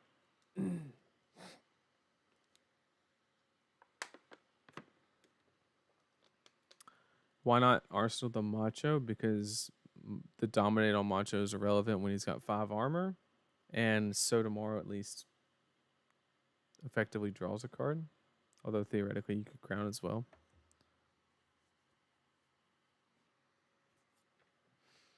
Defensive Art of War, we love to see it. We keep the disruption in oh, he did it because he had a Phoenix Flame. We still take it. We still take those. 100%. Oh, also for the stream, everybody, we do have some upgrades down the pipeline. I'm going to get a Steam Deck and a couple other things to improve. There's always room for improvement.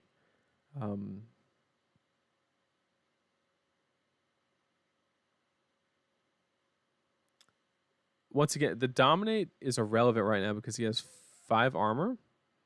And he's more than willing to go to 3. Just block 1 card and go to 3 if it is dominated. In this, because here he has to give me something. The Terra Sunder guarantees that he's on a smaller hand.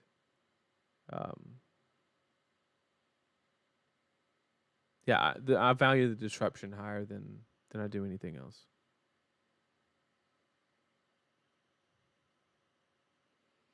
And unfortunately, this deck only runs 5 ice cards, which I've seen 2 of already. So the chances of drawing my last 2 ice cards in the first cycle to actually play the channel out, very unlikely. Not that I would even take the tempo negative play to play channel at 7 life. All right, so we did get the Shuko. We will get 4 damage in unless he has a sink below. But we did effectively get 2 cards out of hand and deal 4 damage, which is the same thing as if he just would have blocked with 2/3 blocks. And we don't have to face down Art of War. So kudos there. We do have just an Ember Blade for 3. We have no go again. So we have the option to take it. Tunic counter will be on 3. So we can take the 3. We can E-Strike and then Endless Winter for 8. That's effectively 13 with a relevant on-hit effect that comes second. I think that's the best play because there's no way this gains go again. Nothing in the game gives a weapon go again unless he's got some like generic ass. Yeah, he can't play Dory cards. So we're going to take the 3, E-Strike, Tunic counter, Endless Winter, hold the Terra Sunder in Arsenal. Seems decent. Seems decent. Let's go ahead and get that going.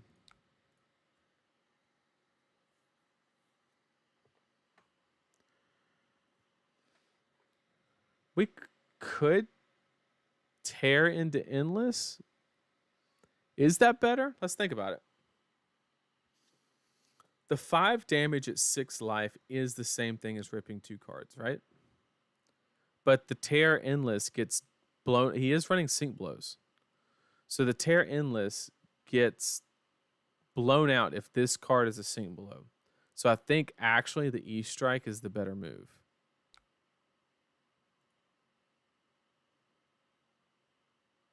I think the E-Strike into regular Endless is actually better than the Terra Sunder Endless because we get hard punished by Sink Blow and Arsenal. Like insta lose.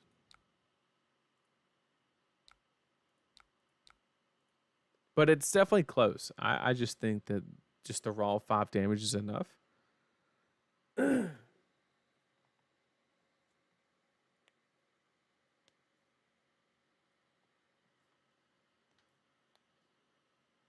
And see, this is a sticky situation because he definitely wants to pitch a blue, have a starter, do that whole rotation, but he can't get me with the Phoenix Flame. And as long as I just keep denying this card, he never pops it, which is why I'm also prioritizing staying on Arsenal because I want to prevent this from ever popping. I want him to block with this card. Is the number one goal. Anytime you can get, if somebody ever formulated the data on like when 5 blocked with Mask of the Pouncing Lynx, I guarantee you their win percentage is probably like 10% if they have to block with Pouncing Lynx. I can guarantee it. It's all we're trying to do. We're trying to get the block here, and we save ourselves 5 damage. You can't go reach for a lava burst or anything.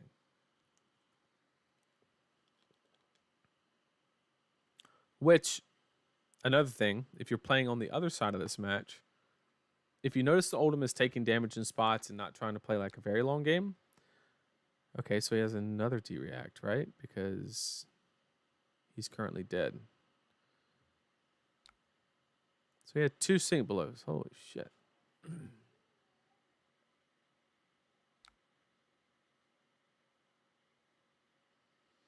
So it does get him down to 3, and the Endless Winter effect is on. He has 2 cards. So like the word, yeah. So this is all he can do, because he has a Frostbite now.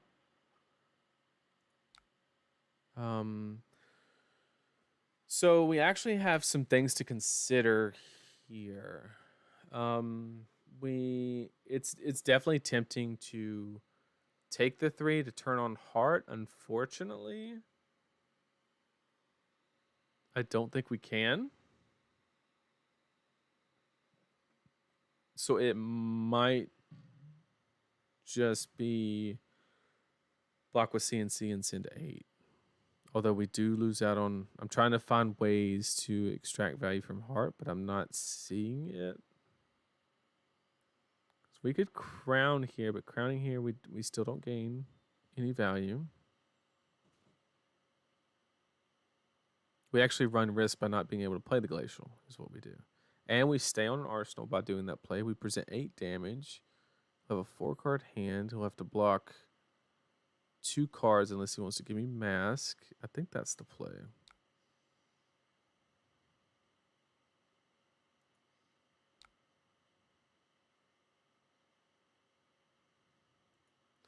There's no shot we tear asunder here, right? We can't like tear and Titan's Fist, right? Like that only comes in for 5. He gives me Mask and 1 card and then blows me out with a 4-card hand, right?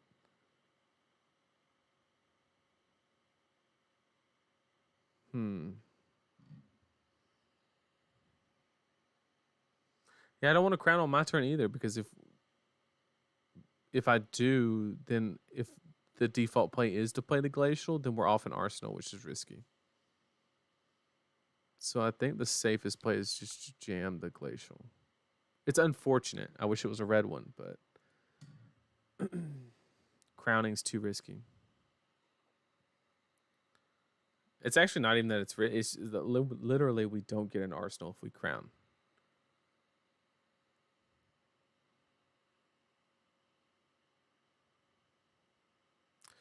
Dominate here would be amazing because we could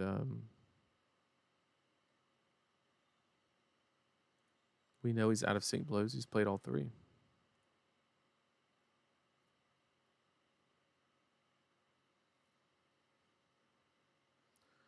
So he has to at least give me a 3 block in all his armor.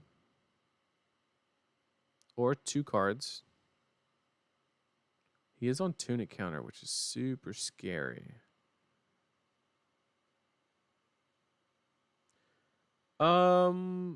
Yeah, we definitely don't play CNC because he has to block 6 anyway, or he's dead. Right? And if we get him to 2 after he pops his equipment, then that's kind of where, at that point, we want to grind the game out with the hammer. Is kind of the ideal spot. So I know throwing CNC is wrong. We got to get him to 1 as quick as possible.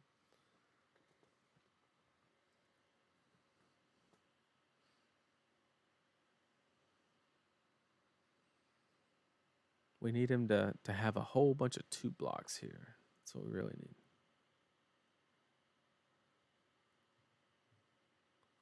All the 2 blocks is what we need. We need him to have an Art of War, no block.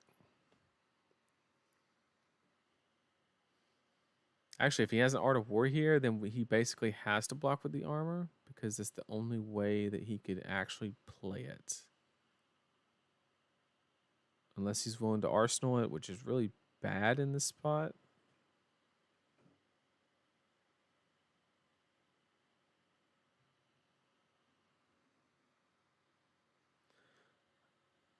Yeah, Nick, I think the Glacial's better.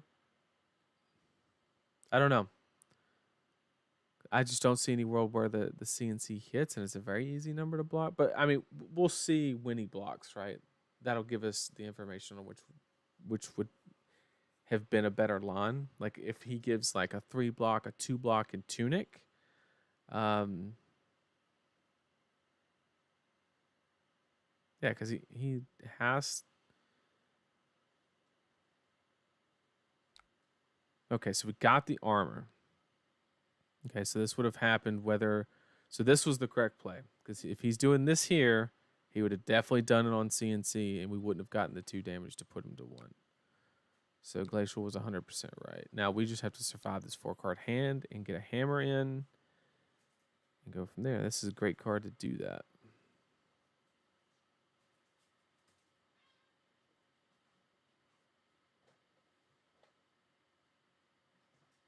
He is pitching a red. That is ideal. It's very ideal, actually. So it's not as scary as it looks, guys. Not as scary as it looks. But yeah, you're right, Nick. If he would have like been more reluctant to block than the CNC would have been, I just at the life totals of what they are, I think the damage was more relevant because I didn't see any world where he takes any damage from the CNC. This does not have go again, but he does have snaps up, so we do have to respect that.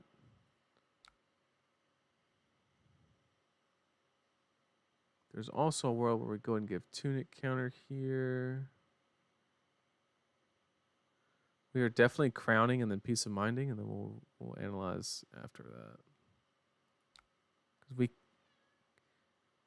Because because mask is gone, so we can leak a little bit of damage. It's not the end of the world.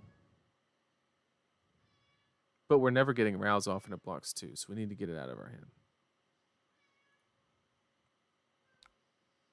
Which means we obviously need to go and utilize this card because it's efficient.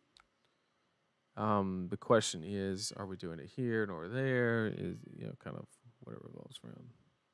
We don't have to worry about being on an arsenal, so we can go ahead and block 6 more, and then hammer, and then we get the arsenal. So that's A-okay. So really, we just got to survive this turn. I think we're in a decent spot. Yeah, so we'll pass, and we'll peace of mind in reactions. Sure. Stop all the damage. Make that ponder token. That's so good.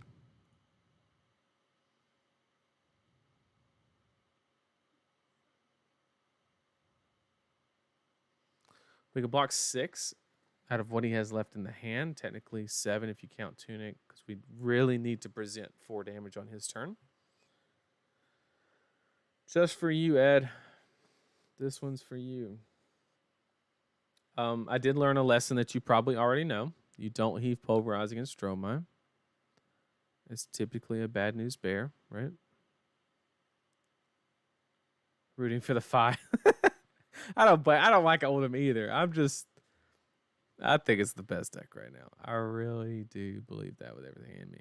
Now, this is actually an interesting situation here because we don't know what this card is and if it's a snatch or any attack. Because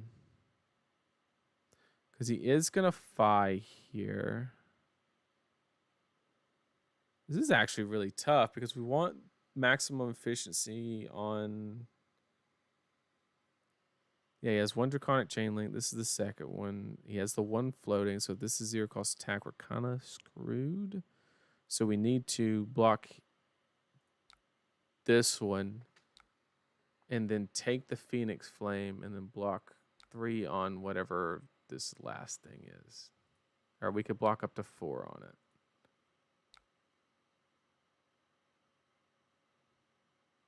Okay, this is fine. We can go to 1 here.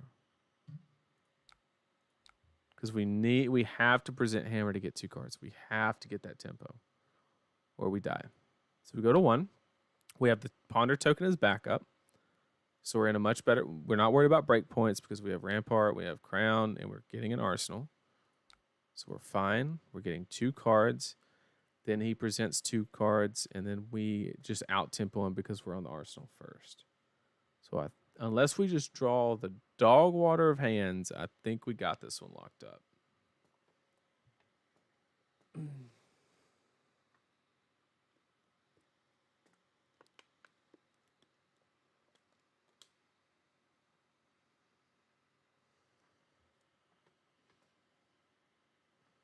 Give me them 2 cards. Give me them 2. Rupture. You ain't getting that this game. Yep, doesn't matter what this is. This is even better if he has a weaker turn. We'll just see what the breakpoints are at and go from there. I would love to E-strike, depending on what he throws. Because if he does, if there's a world where we can E-strike, we E-strike for 7, which is 3 cards because he's out of sync belows. And then we get even more tempo, which is fantastic. We haven't seen any not rain razors because he's not ranger. Any razor reflexes. He does run ancestral empowerment, so we have to keep that in mind. There is 1 out there floating, so we have to be mindful of that. So I think we're safe to just block face value here because our number 1 target is we really want to use this E-strike, and our backup is we will Crown of Seeds using the Rouse, and then probably block with whatever is there, depending on what's coming next.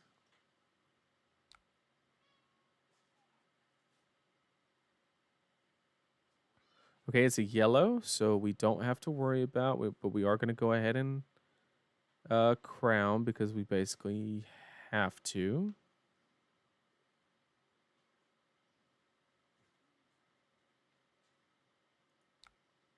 But that's okay.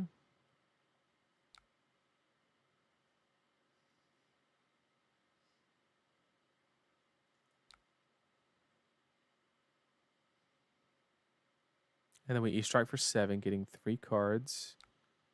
So then he is on a 1-card hand, and we just win from there. Should win from there. 4 cards if he draws all 2 blind. Absolutely, that's a fact.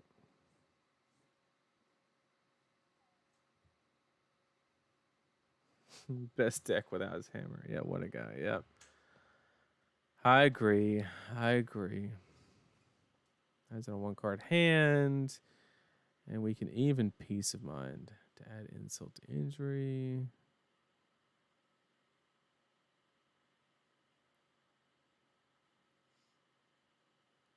Is there any better move?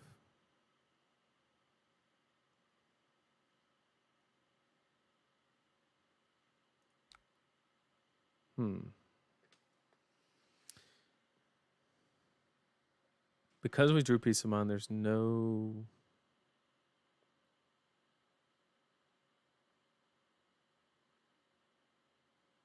Which one triggers first, Ponder or Heave? Can I draw from Ponder and then Heave? Is that a thing? About to find out.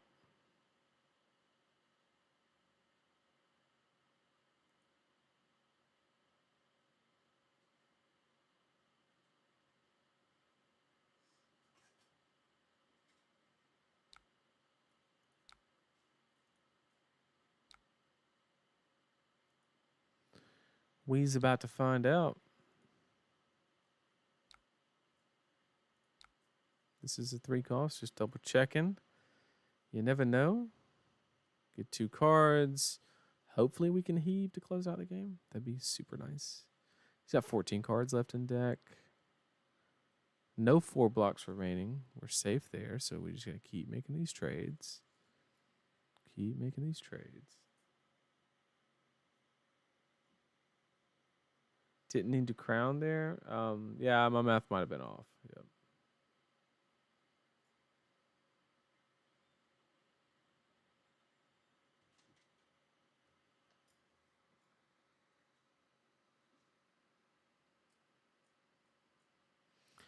Oldham's just good. So reliable. Does everything well. I hate it as a Runeblade main. But Ponder should be before. That'd be great. I would love the ability to heave. That would be fantastic. Although, do we actually heave? Because he has two cards. If he presents enough breakpoints, it can actually hurt us. But then we can block with 3 cards.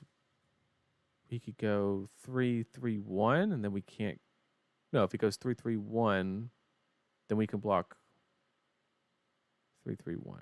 So yeah, there's no reason not to heave because no matter what his hand makeup is, especially because that's his last Blaze Headlong.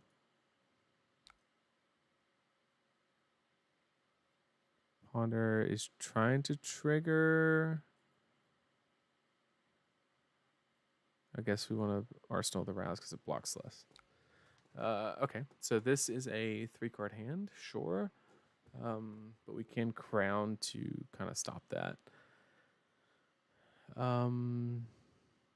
We have no reason not to.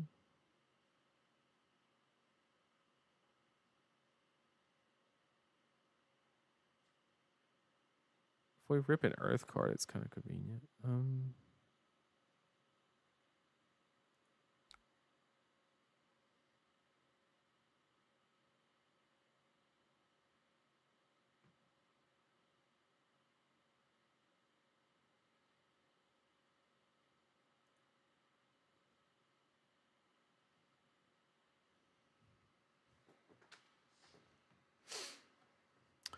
Definitely block him with Pulverize. I think that's a little out of reach. Just a tad.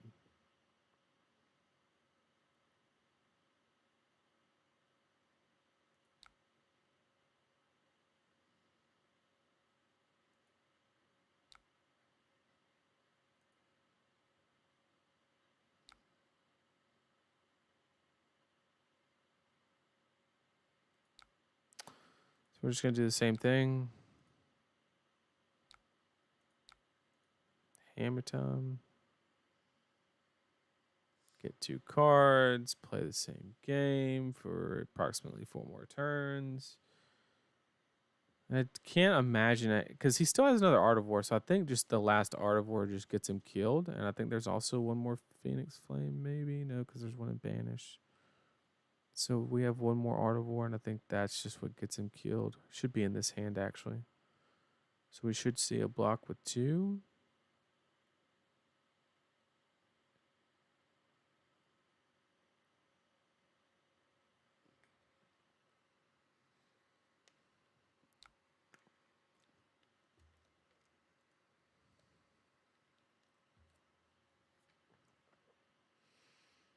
Okay.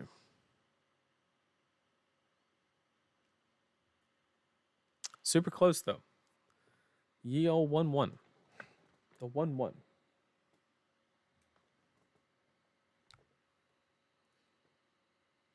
Ooh, love seeing all this Earth. Of course, we have to keep the Autumn's Touch. That's priority number 1.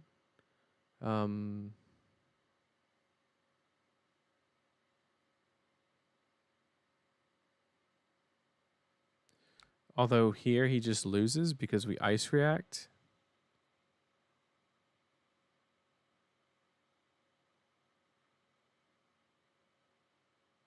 Well, actually, we crown and then the Ice React. Because we do need to block the 1 damage. We don't want to die to that.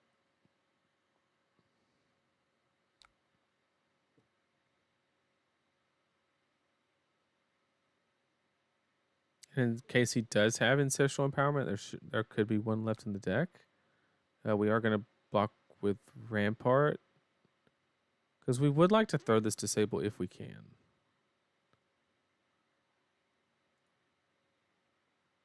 Because that gets 3 cards. This also plays around basically everything. even like rain rate, or I guess it doesn't play around reflex, but I haven't seen one. He's got 12 cards, so I think we're good.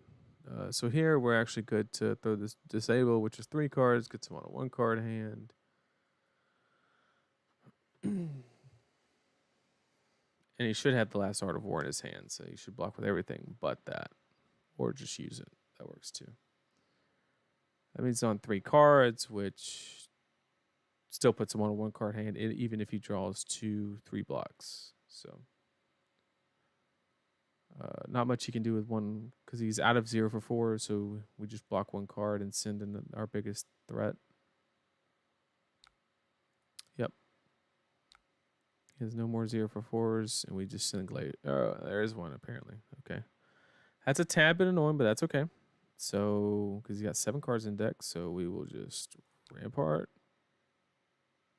and Chokeslam.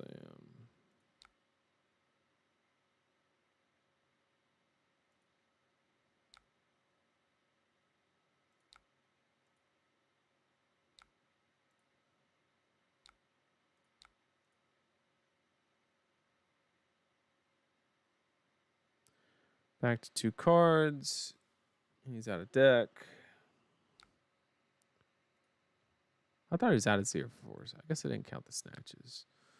1, 2, 3. Now he's out of 0 for 4s. Just fantastic. I am a little worried about a little, 0 for 3 blue Emerald Blade flame. But we can still block 3, 3, 3. And then still hammer. And then he's basically just got 1 hand worth of cards, and we just win that way. So I think no matter what, we got it locked up. But I think he's also out of 0 for 3s. Like I don't think he has a lot of those at his expose right now. We have the Earth card to cover down for the. Yeah. So what we do is we just block. We crown here. And we hold because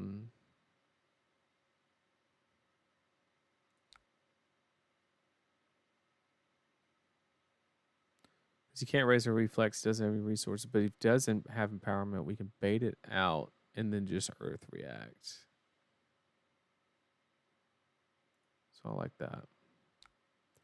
Could ice react here, but I don't want to ice react and then empowerment and then die.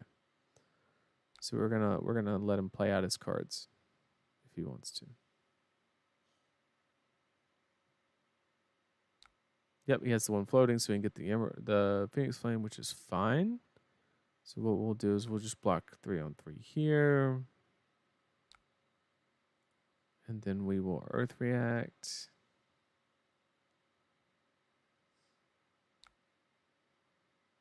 Okay. Change of plans. We're going to send 8.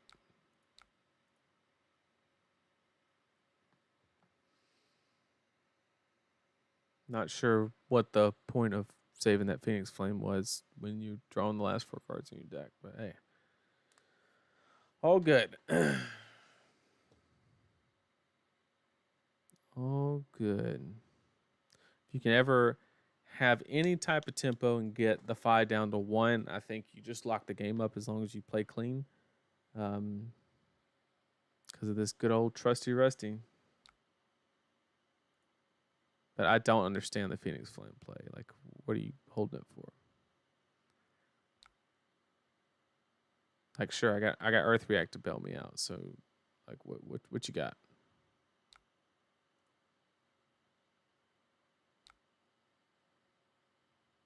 No.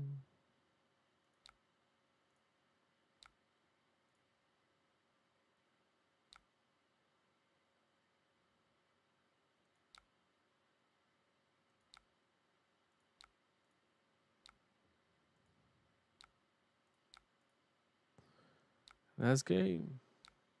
All right, we got there. So far, other than heaving the Dromai, I think we're 3-1.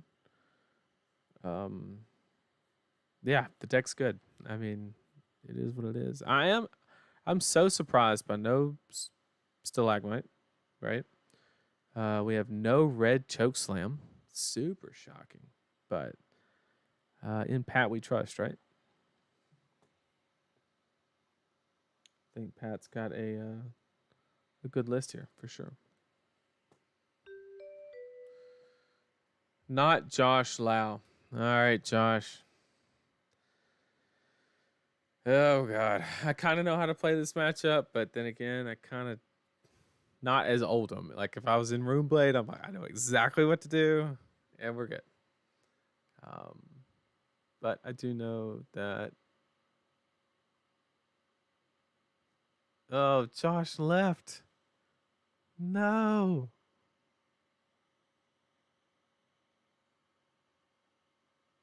How goes the old man? He's just the best deck. I hate to say it. Just is. Just is. Yep, take out all the D-reacts, because, you know.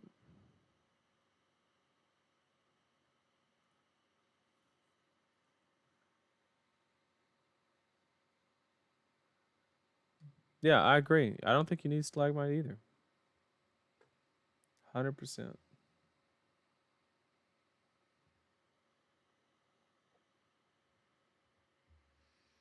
I don't think you need it either.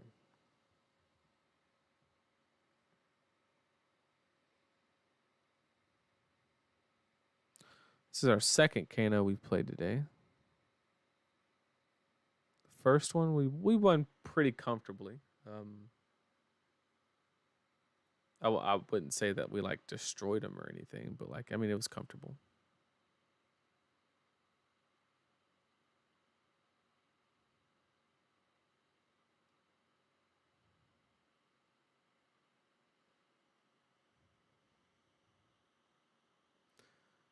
I got AB3, homie. What you looking for?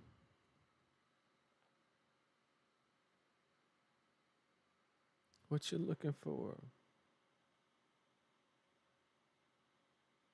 It's a really pretty card. It is. No, Josh, your internet. Trust me, I know the struggle. I know the struggle. You want to talk about internet. So chat doesn't know this, but I'm actually coming to you through a hotspot. Um, I live where the where you can hear the banjos play. Um,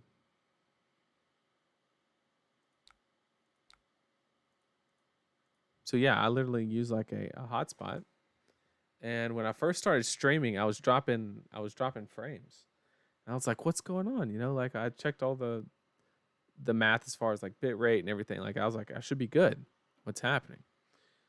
And well, turns out the thing was overheating. So I literally have this hotspot sitting on a fan with another fan like blowing at it. It's the funniest thing ever. But it works.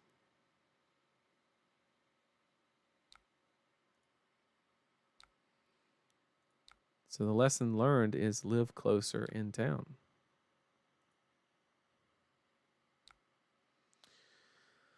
Okay, we have the ye old Aether Spindle. So we will crown here. I think it's very important to stop as much of that as possible. And Command and Conquer is not a high value target because he's off of an arsenal, obviously. So we will crown here. And we'll get rid of the pulverize.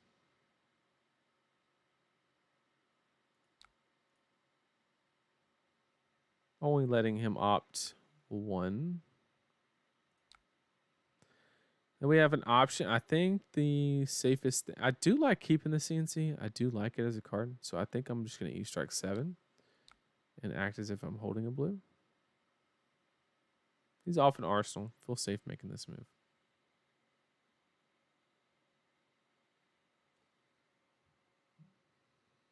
the, the engineer. Yeah, man, it's just a thermodynamic problem, bro. One fan plus one fan is two fan. It's a hot spot. Yeah, man. Hot spotting it up. Okay, let's see how good of a Kano he is. We're going to tempt him to block the rouse.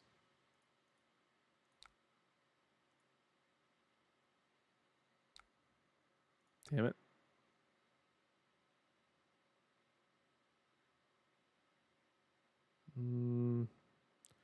But if he has his Tome of Find Down, he's just trying to gain a bunch of life. Let me put pressure on that.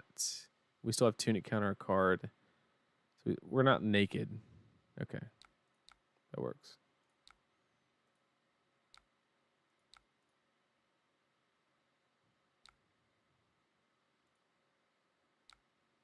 Swell tidings for 6. No reason to crown here. I think it's just kind of unnecessary, so we'll just AB 3. We'll take 3. Because I really want to send this Endless Winter.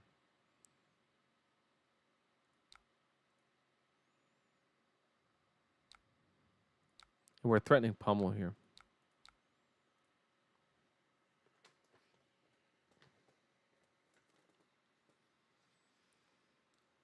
And if we draw Earth and Ice, we're just good.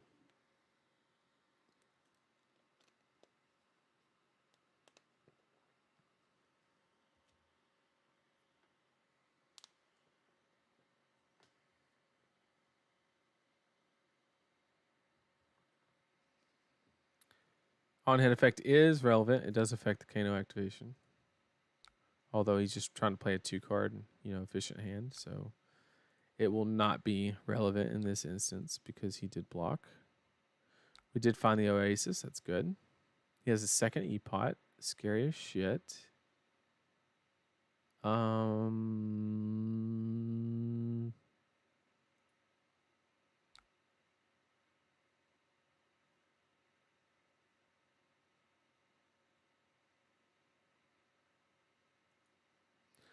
I wonder if we actually crown here and look for like a better threat. Because a regular Okano just ain't it. And we want to get this in Arsenal anyway. So let's do an offensive crown. That's better.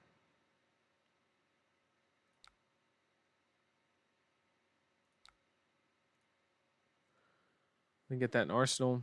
We don't want to sit on it for too long, but with him having 3 freaking E-Pots, we might have to.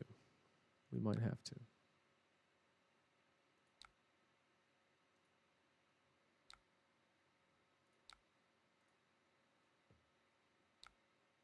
Yowza.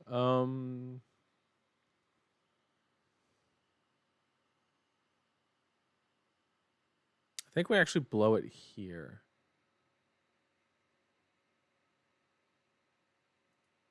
I think it's better value doing it here.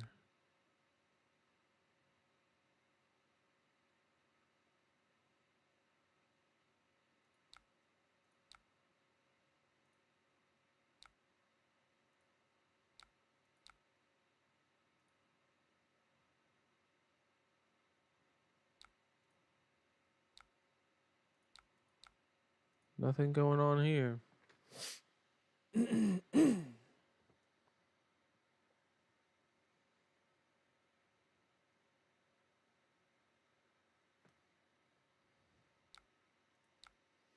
It's actually a good thing because we were kind of naked there, and I didn't like that. So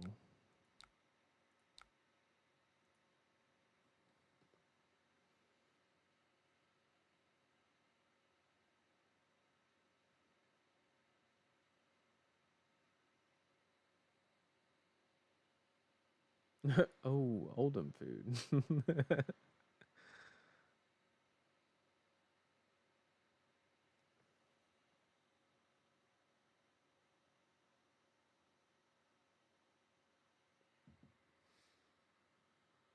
So wait a second, Josh. Did you make a whole account that says not Josh Lau?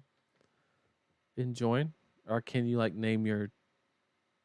Can you change the name of your profile in Talishar? Is that a thing?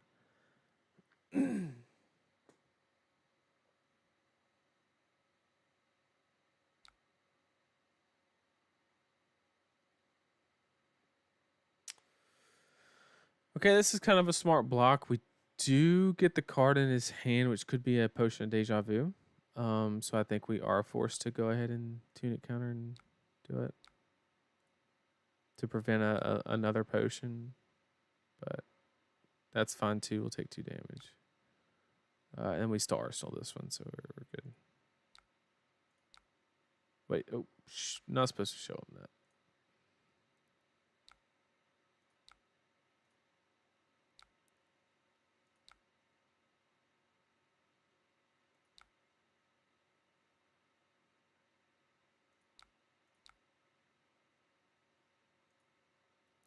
Just gonna keep putting pressure on that arsenal.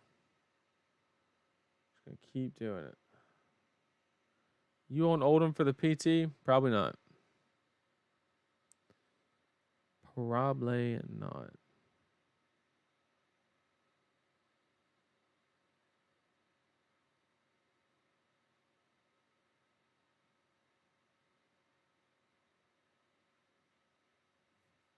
That's another blazing, and he pitched the other one a while ago.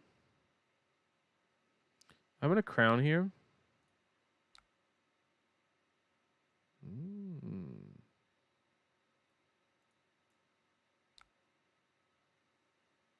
I'm actually gonna put that one in hand because I want to not crown it away if I have to. Sure.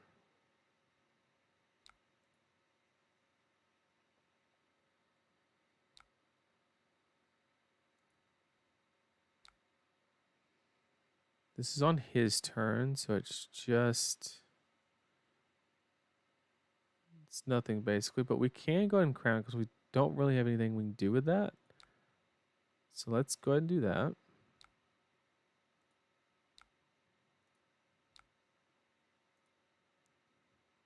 And then we will AB2.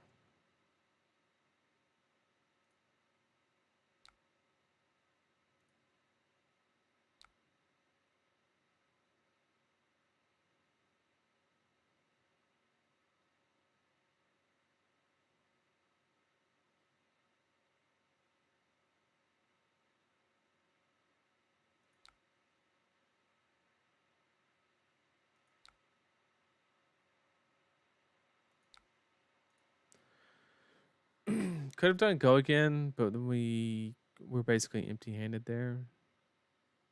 I don't like that. That wasn't me, her. Yeah. Okay, you're playing Cindering Foresight. Or did you want to block with Cindering Foresight? Okay. Makes more sense. I didn't know that card blocked for 2, to be honest with you.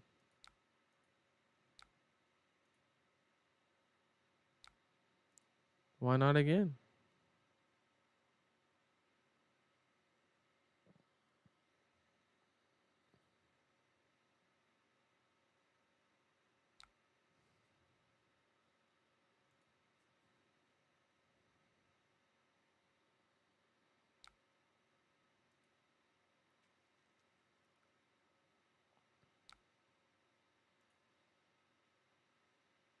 Got a blue Aether Dart. Good stuff.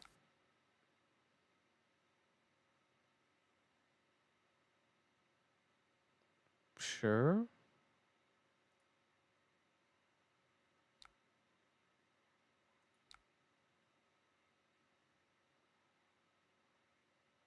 Yeah, I'll take the 1.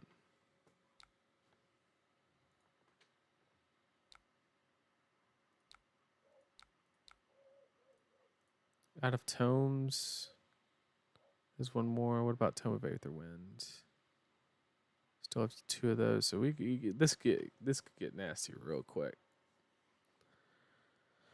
So I'm trying to keep myself as safe as possible. 26 cards in deck, 3 E-Pots in play. I mean, We gotta tread this very carefully.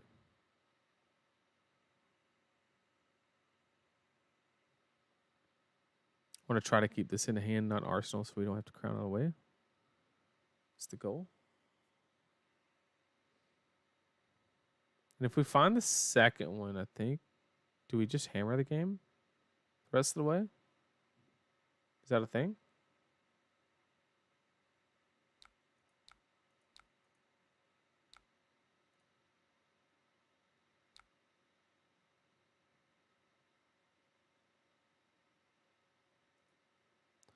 What you gonna hit?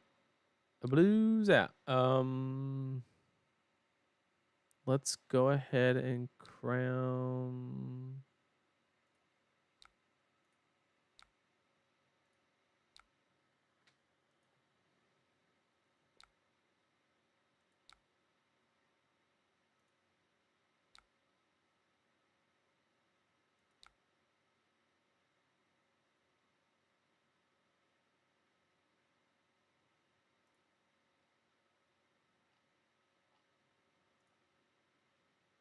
Super risky to send the glacial here, but I think we have to. We can't just. We're somewhat safe because we have this to fall back on. It's definitely not ideal.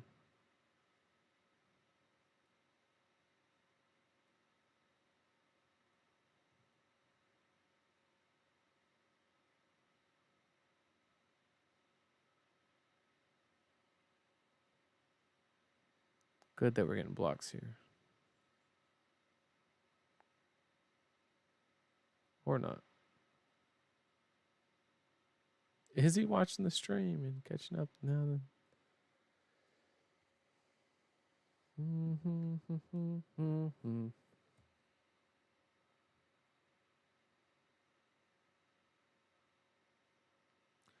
10, 10, 10. I'm just trying to cycle a card that's not this. Put that in Arsenal, cycle, Arsenal, cycle.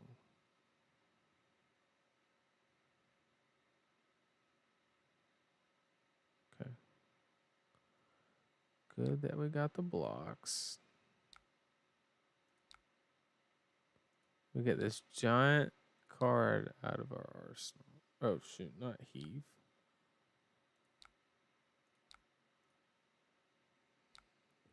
Potion of the Deja Vu.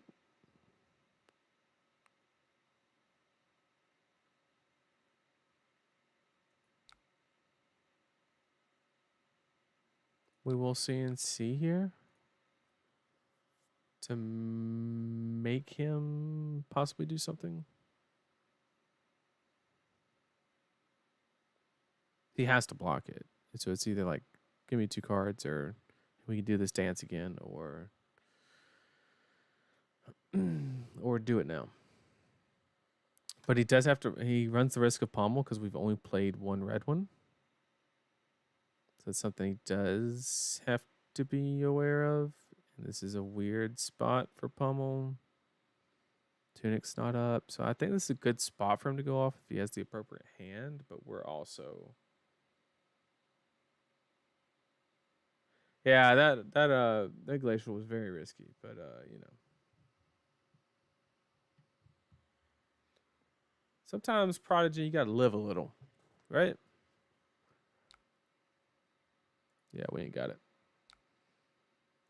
We ain't got it. I'm trying to hold a blue just to be safe. Oh, if we can play channel, that's huge.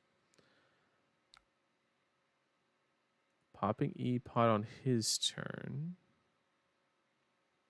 To do what? Voltic Bolt. I think we... So my thought process here is we actually don't present damage, but present Channel Lake. So we take this 5 and then play Channel Lake, pitch an ice card. And then he has to go off then, right? And we still have a blue.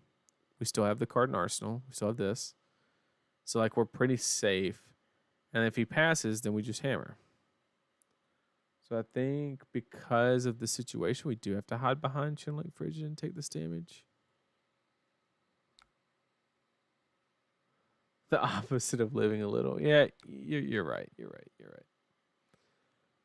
Oldham's not living a little. All right, what's it going to be? Make your move. Because if he lets Channel Lake resolve, we are going to crown. Try to find like something, you know.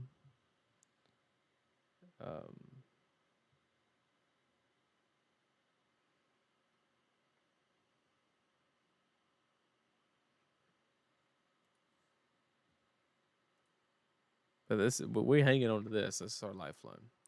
But he's got to make a choice here. Because if he doesn't go now, we're basically safe for a minute. Okay, so he is going to go. Okay. Sure. Okay. That's not what you wanted.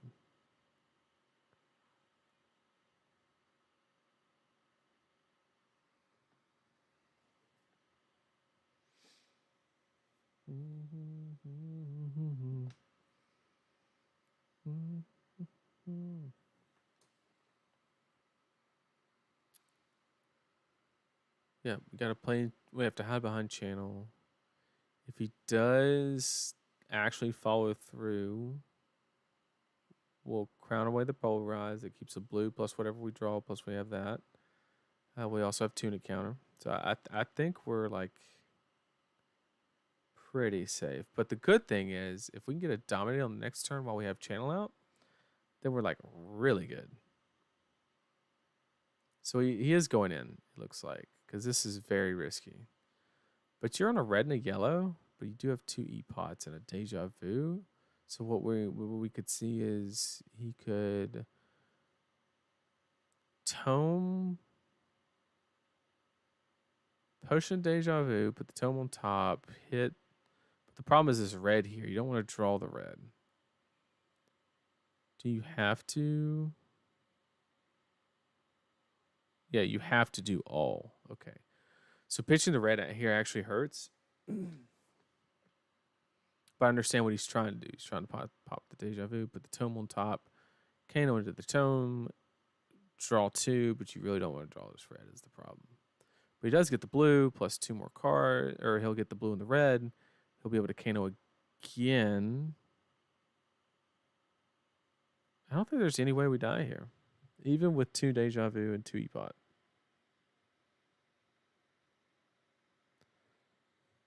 Channel Lake. You haven't lived till you've played Fatigue Oldhim. There's no statement I would disagree more with in my life. If you want to see how exciting it is to play against Fatigue Oldhim, you can catch the round 5 Indianapolis calling match. That was the feature match, and just look at my face and see how much fun I was having.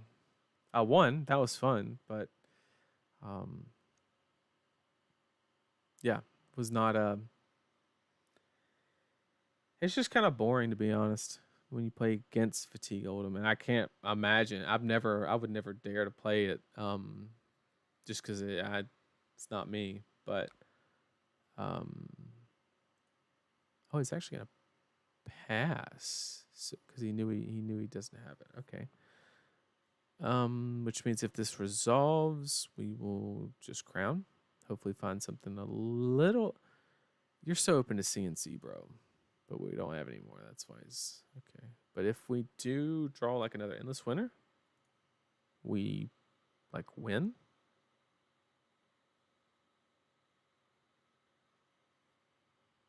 But we're out of those two. Dang.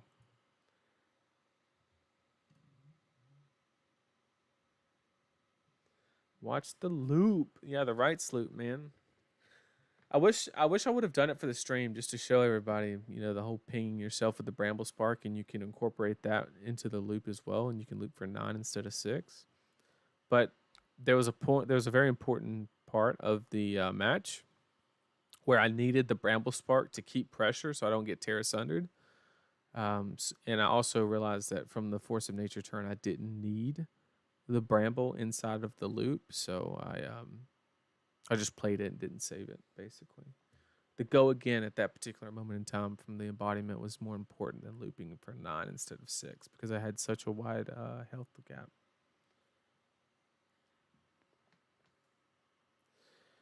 He's still going. All right, all these Kano players been talking all this crap, saying it's free in Oldhim. The second one we played tonight, it ain't looking good for him.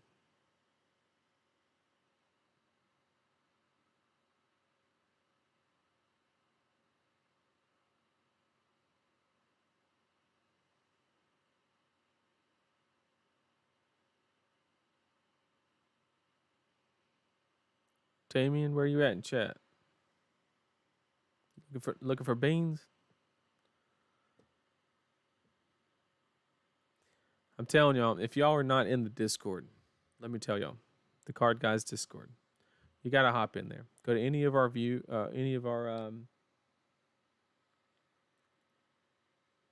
bad Kano players, but like, he's the Arsenal Pass #1 fan. Is his name on? So he's basically a Hayden Dell replica, right?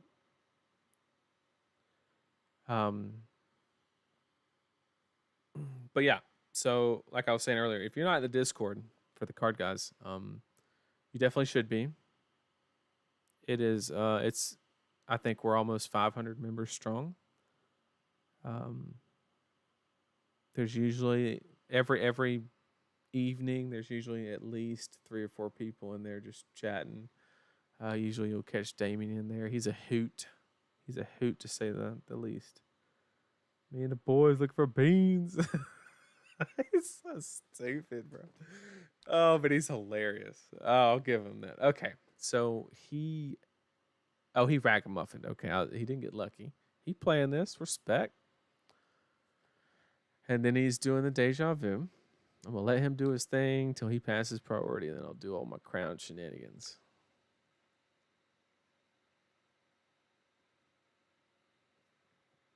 E-pot.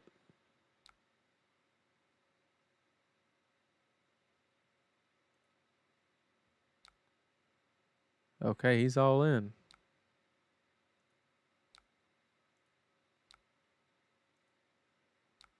Okay. Yep, we knew he was gonna do that. We saw that line. Yep. But he drew a red now.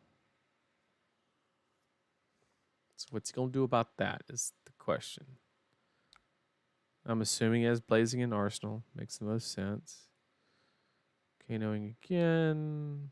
There's the spindle.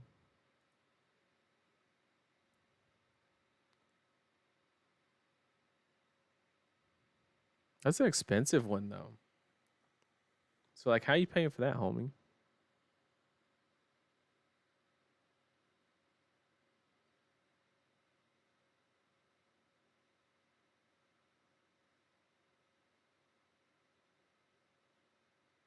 We make best. What do you mean? He whiffed on 2 Kano activations. He did hit 2 blues off the top. During like earlier turns when he had a 2-card hand. But like, isn't that the way the deck's designed? Is like you have the combo and like only like key cards. I mean, like mathematically, don't you brick a lot? All that Kano brain power just get blown out by Oasis. Well, apparently we don't even have to play it.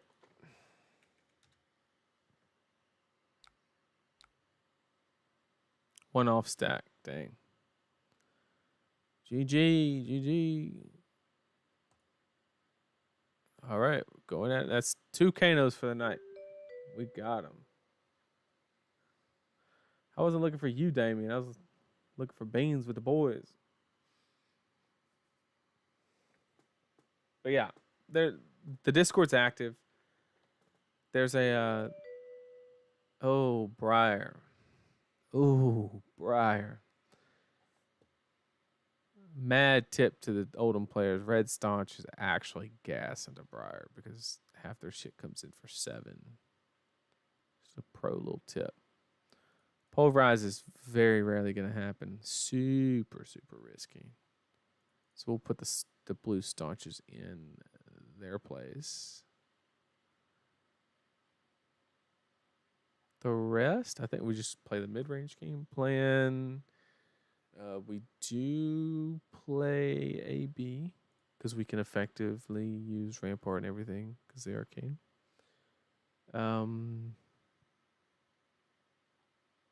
Oasis is good for Rosetta. That's a fact. So many good cards I want to play, but I can't play them all. I need to cut 4. Probably the red glacials. Like, it's not really our game plan. Just trying to wait them out, let them brick. Yeah, let's do it that way. Okay. Here I do like to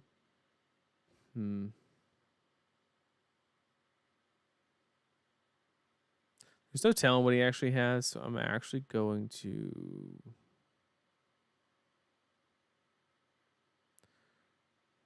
yeah.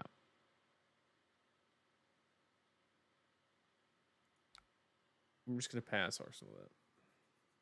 Because there's no reason to do anything else. Kano messed up his stack. I've never played Kano.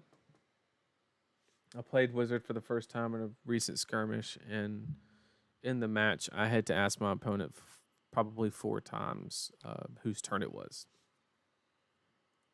It was fun, but like it just seems like unnecessarily difficult. Is kind of where Rattle Bones. That's a new one. Rattle of the Bones. We're gonna try to steal some tempo here and make this play.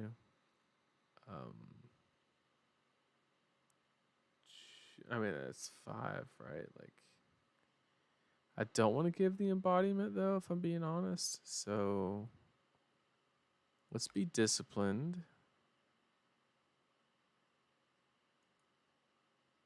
Wait, nope. Sorry. I'm trying to crown is what's trying to happen. I'm just bad at doing it. Sorry about that. I will pitch my Autumn's Touch to crown. And then we'll block Rampart and 1 card.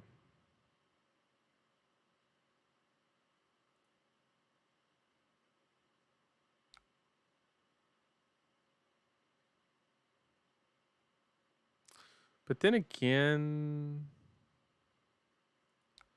we actually just block here because we need to send the Glacial. We can't do anything else like efficiently. It does give the embodiment, which is unfortunate, but we like that.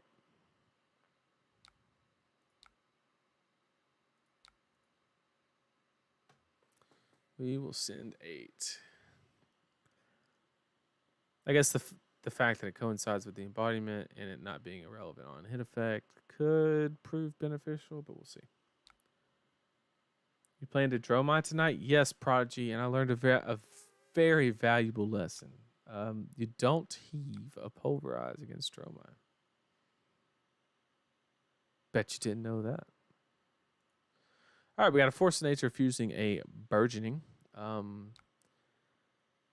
So me as a Briar player, this is actually something that I see people do a lot that I think is vastly incorrect. He could have blocked with that Force of Nature and got effectively 4 value from it. But in this situation right here, he's only going to get 1 value from the fuse. And I just don't agree. Unless you have Channel Mount Heroic against an Oldhim that can block very well, I just don't understand why you trade 4 for 1. Because I'm not going to let this hit. Like, even if you have Lightning Press, bro, I got this covered. I'm going to staunch here and then hold this if he does have it.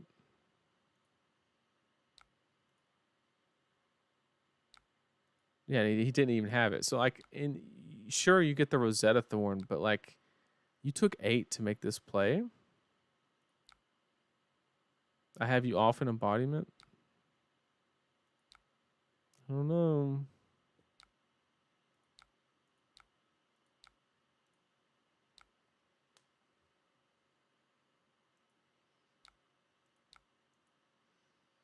Okay, let's see what you got.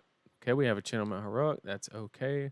So we do need to prioritize blocking with the CNC last because we basically don't want to let him set up a lightning surge is kind of our number one goal right now. He's gonna Sonata, hopefully whiff, but we'll see.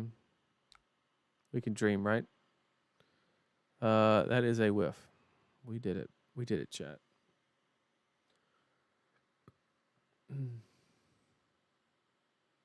Okay, so we have a snatch here. We're just gonna do an easy. This is from Arsenal, which is very. I am gonna sink the heart because it just simply makes me nervous holding it because I don't know what's coming on the other side. So the game plan currently is we're gonna block with Cranial Crush and Sink Blow and then Sink the Heart. We have the blue as backup for the CNC in case he's trying to set a Lightning Surge. Because he does have Tunic Counter and he should Tunic Counter Rosetta here. But we'll see. And I do want to threaten Pummel as well.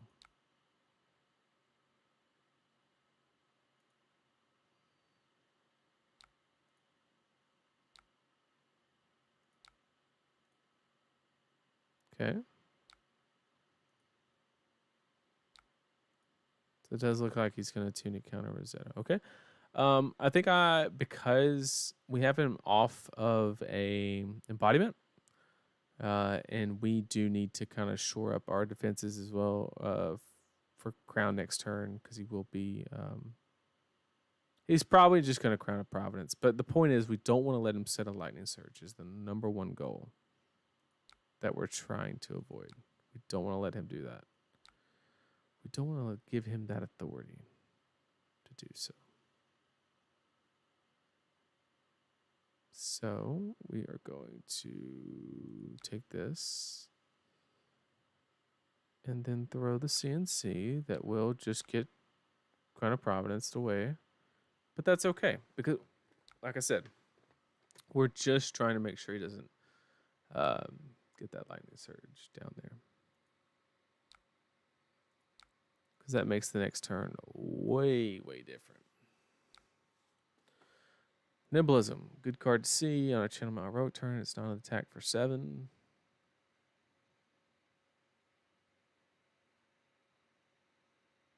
A long pause. That's so, chat. Something that I really like about the game of Flesh and Blood is something I learned from poker. The time in which it takes a person to make a decision can be as valuable or more as opposed to the actual decision that they're making. Like he paused for a second, so I knew something wasn't up. So now he's having to take like a weird line where he pitches double earth here to keep the channel. And I knew something like that was happening because he was doing a he was just taking a long time to make that play. Okay, so this is interesting. He probably doesn't have the fuse.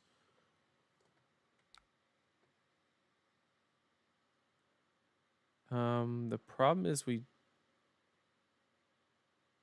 is there anything in here that we give a crap about? Like he can put any of that to the bottom of his deck if we take this arcane.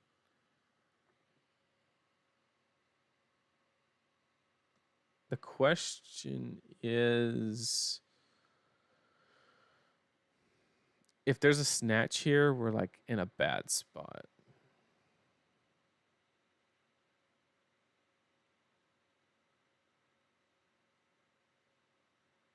I really want to tear asunder this endless winter, if I'm being honest with you.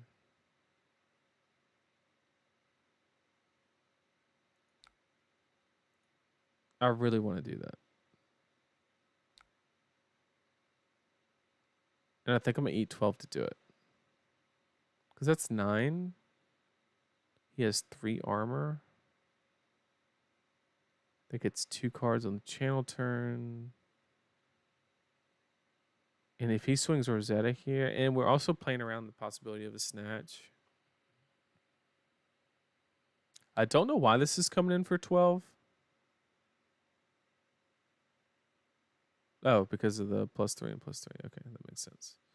Yeah, we're going to take this 12. I really need to pressure while he's got this Channel Mount Heroic out. We can't just let him waltz all over us, right?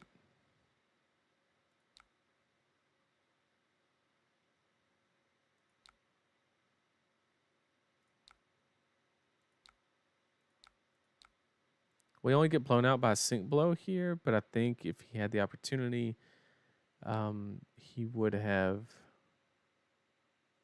Yep. So we're just trying to mitigate here. Get him discard 2. Now he's on a 3-card hand. We have the life lead once again. We have plenty of armor. We have a D-reacting arsenal. So we got a Gorg Tome and a Swarming. Huge. It's actually kind of scary. What's the biggest fright you've ever seen? Yeah, he showed but not played. Good point. I didn't know that. Because I thought he played it.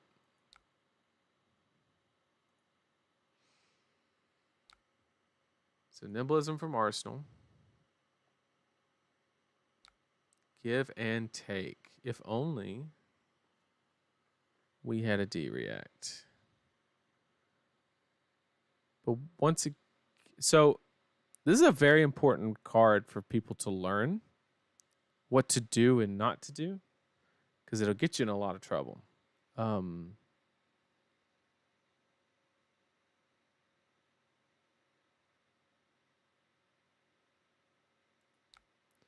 I think here all we're going to do, he obviously has go again. He's going to Rosetta Thorn after, which is fine. But that means that this channel only pumped very inefficiently. I mean, he kept it around for a while, but I managed to manage the situation. Obviously, because he's off in Arsenal, this play is devalued. I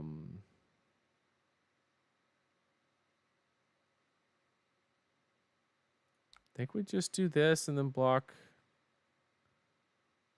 Might go ahead and get this in because we do want to mitigate embodiment. That'll be 3 plus 5. That'll be 1 short still. But we need to be mindful of. No, because we haven't seen a scar for scar yet, have we? We're not blocking with armor. We need to keep our health as low as possible, actually.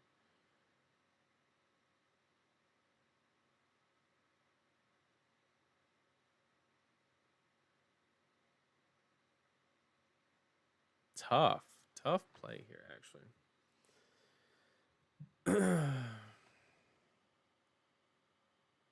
Yeah, we lose out on some efficiency. Exactly 1, because I want to block with CNC and just hammer, but I don't want to trigger give and take. So we're going to do it that way.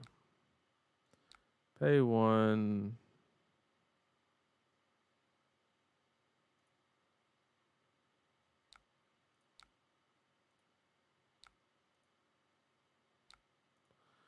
Take the 3.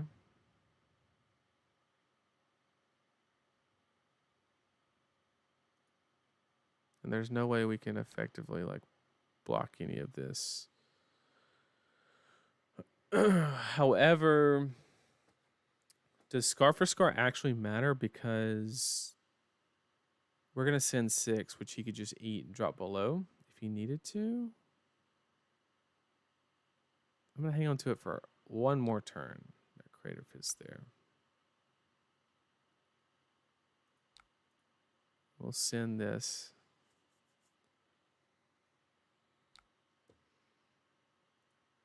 Yep, see if he has scar, he would just do that and play the scar. That's just how it be. We're gonna sink and then sink a spinal because makes sense. He got a blue burgeoning, which isn't the hottest thing that he could be doing. We're low on blues, so we're actually gonna take this arcane.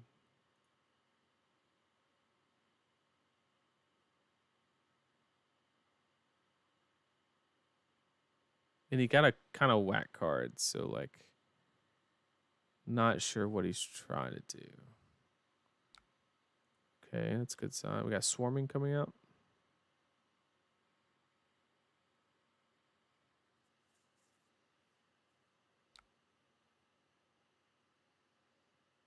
Can it crackle? He will give it go again.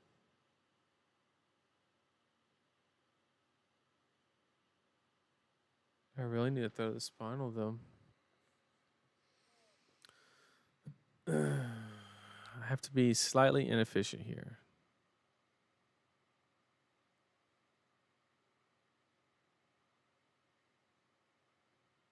I mean, I just have to crown here, right? Like, there's no. We got. Hmm.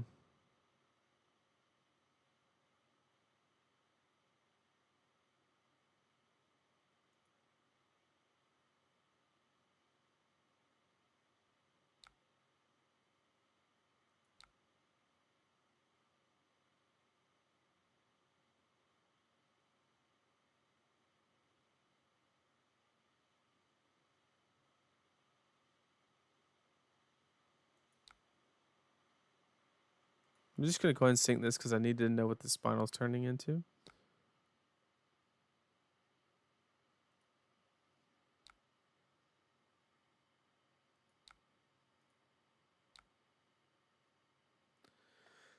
Okay. It's good information to have. Thank God I didn't get rid of my blue and crown. That would have been really bad.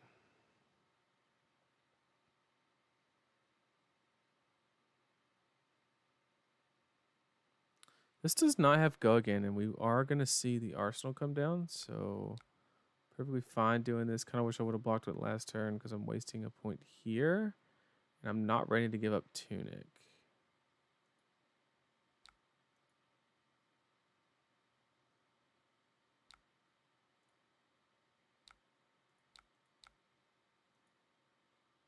But we're probably just going to see a 4-block and grasp here. Yep, that's what I thought. Not much we can do, but hey, we'll take 2 cards. We take those. We taketh those. We start with a Tunic counter. We got a good old give and take. He didn't lead with an R attack, so the likelihood that he has a 0 for 4 is actually very high, so I'm not a fan of using the sink below here.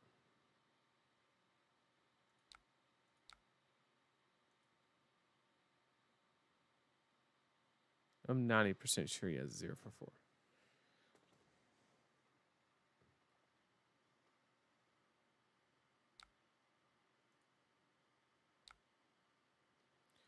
But you know,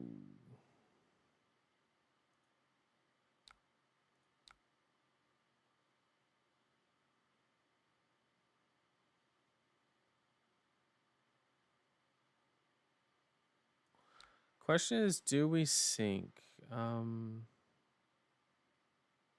think we do because we want to keep the Earth React just in case he does something funny.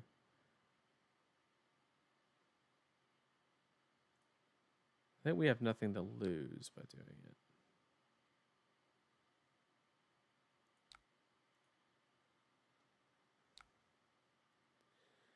And we have him off an embodiment at 6, so we can threaten this if we wanted to.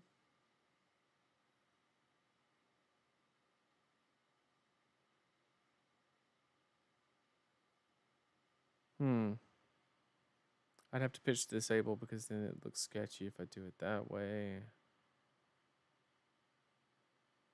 He'd have to block with Tunic and Grasp to keep his whole hand. We could Crown here. I don't know about that.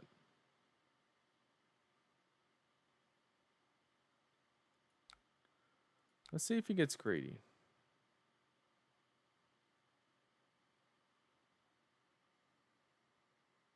See if he gets greedy.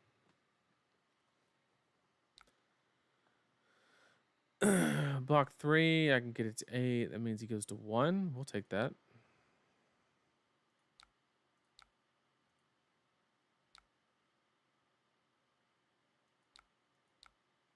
Watch out when I draw Sigil. No, I'm just kidding. Okay. We love seeing this. I mean, it's a good play for like the Vigor Rush and everything, but like playing Channel Malrote while I can pressure a lot of the hand is pretty good for us. So number one thing is we are just trying to prevent the embodiment for the clapback, right? And we're gonna try and present the E strike for 7. Which means we need to go ahead and take Tunic Counter. Block with Rampart and 2 cards.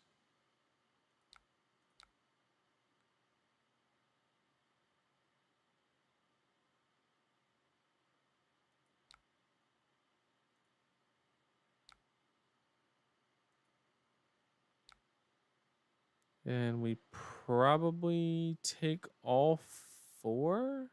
We don't have a reason to give the... I'll give Crater here. Because I do want to kind of stay out of the... He's running a lot of arcane kind of based cards. So we are going to keep our life a little bit higher. But I have to E-Strike to maintain... I don't want to give him full 4 cards.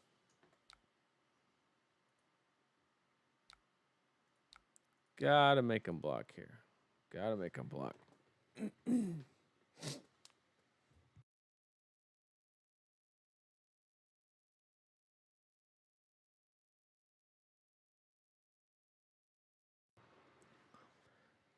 See, them blocks would be a lot bigger if he got that embodiment. I mean, it's still good if he has a go again attack. I'm in a. If he has Scar, I think I lose. But who knows? Okay, so he has a Force of Nature and another card. That's good for us because no shot, none of that's hitting.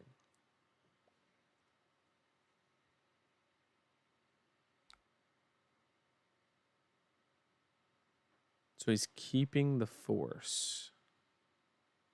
Is his plan? Okay.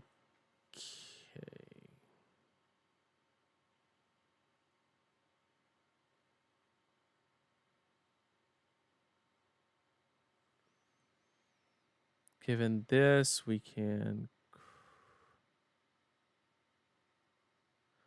I do want to hang on to this, but I don't think I can. I go 5 and 4, but then we can't hammer. That's not doable. We can...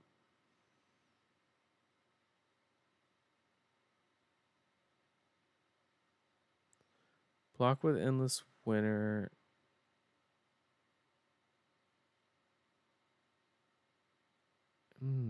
This is tough.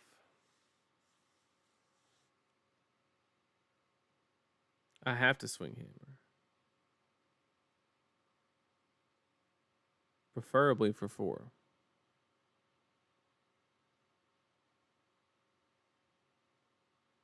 Hmm.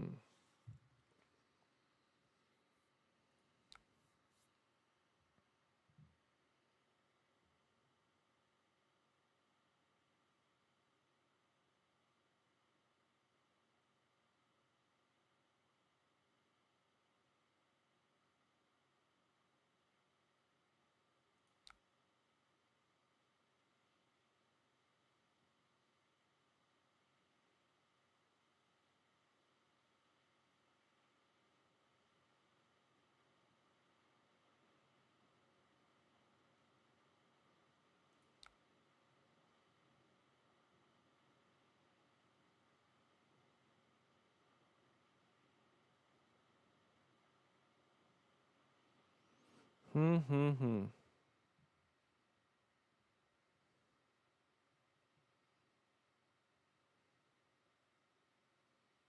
Maybe we just take the 1. Give the embodiment. We're only swinging for 3. Feels bad.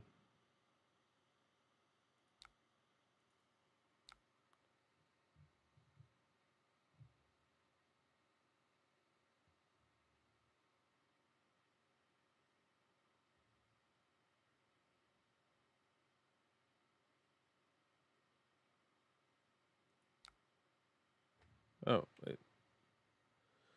Was that the end of his turn? My turn? Sorry, boss. Didn't mean to do that. I didn't know what was happening.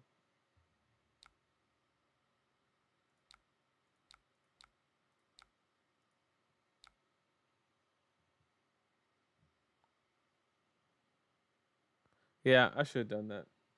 Good call, Chris. That's the right line. I was just trying to save Oasis for the Rosetta swing. Was my thought process. Don't know if that's correct. Swinging for 4 would get the armor here, keeping them off an embodiment, but we do get to bank Oasis, which is valuable in this situation. We got the attack anyway. Okay. Wait, shit.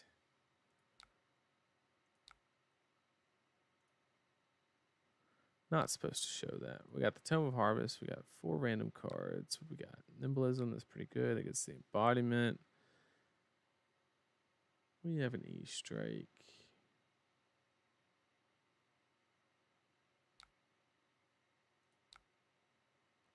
For 8. Okay.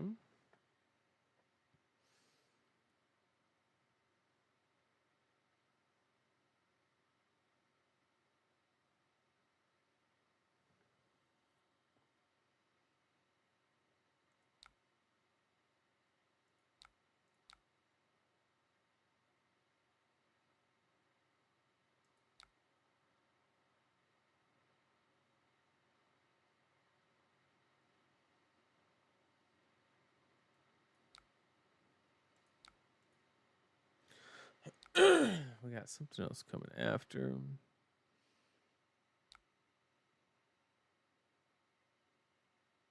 Okay. Give and take does get the hand.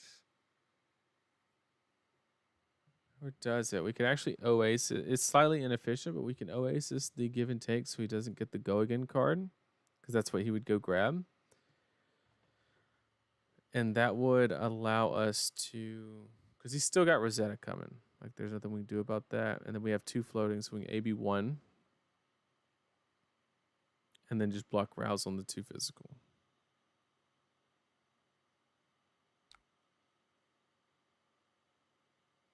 So yeah, I think we have to Oasis here.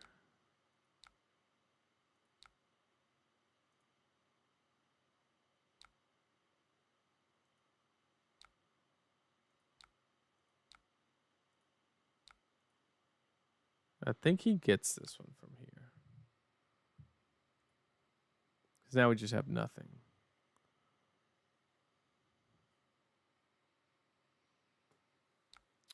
Perfect split. Oh, dealing 3 arcane. Oh, he dumped a shit ton into it. Okay, yeah, GG. GG. I guess he made up for it. He did miss on 1. So. GG. All right.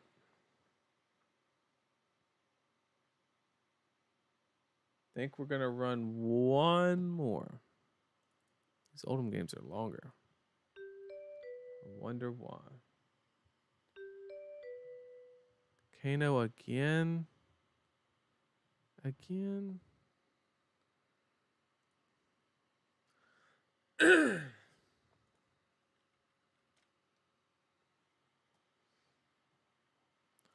Kano again.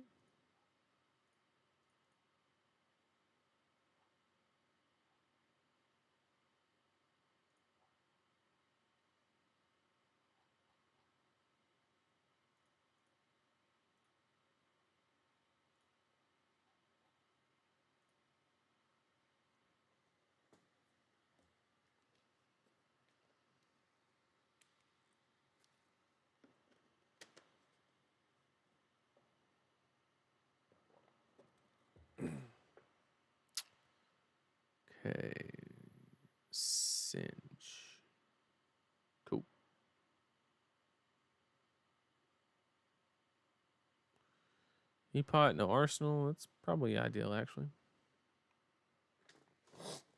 Go ahead and rouse it up. Why not?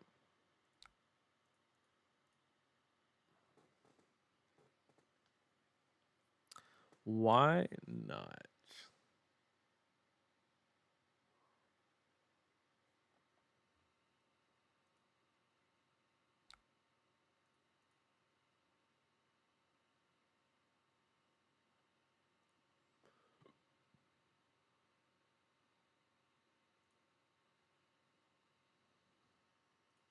Oh, we got some damage. Oh, Kano with sink blows. The balls on this one. I mean, I guess if you know, actually, I think they might be onto something. Because if you know that you're not going to kill Kano till second cycle, you know your D-reacts are gone. And they're just more efficient at blocking. That, like, low-key might just be really good. Like, really good. Where's the Oakenold when you need it?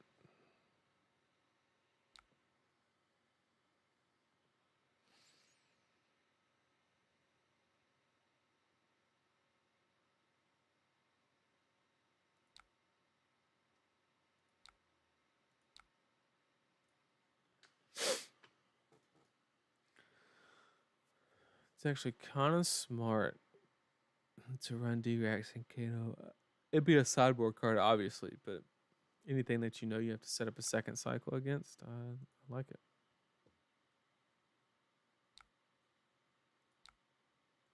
Only 3. Sad.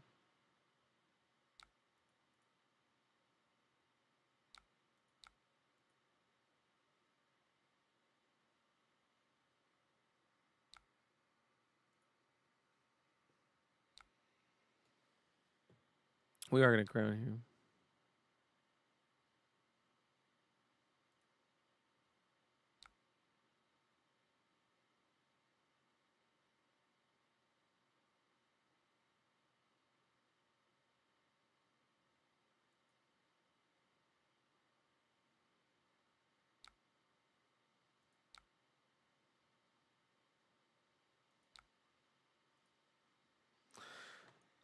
Really unfortunate hand.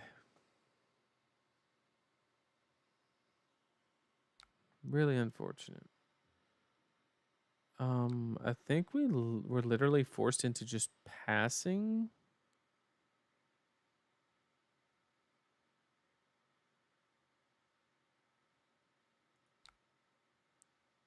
Because that's the only way that we have any type of shelter, basically.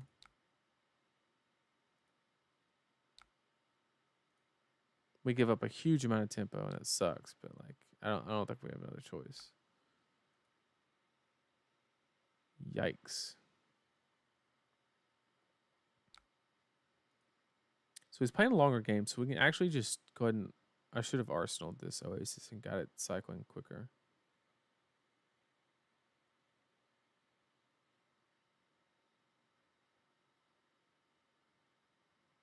Maybe, just maybe.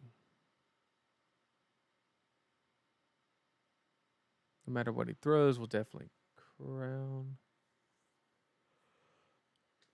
That's a lot of Kanos. What's happening? Is he just setting up like the monster pitch stack? Is that all he's doing? And he doesn't care what he's hitting off the top? Guys, this dude's next level. He knows exactly what he needs to do. Okay. It's kind of scary. Really interesting.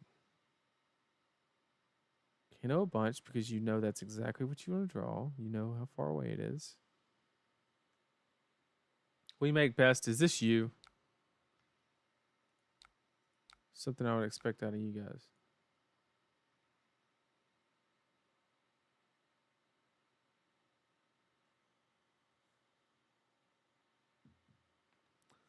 This is some good play. I think this is a real good Kano. If I was playing Oldhim at PT,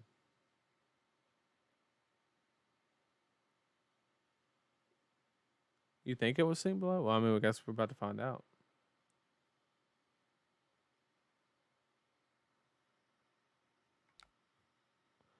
You right, Damien. You right.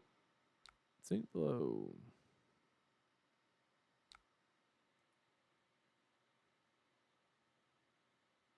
Oh, this is them. Okay.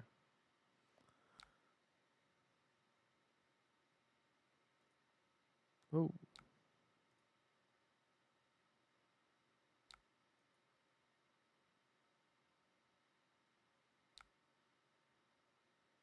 Yep, getting the pitch stack. Okay, I see you. I'm gonna cycle this right with him. Tell him to get wrecked, scrub. No, they're probably gonna like destroy me.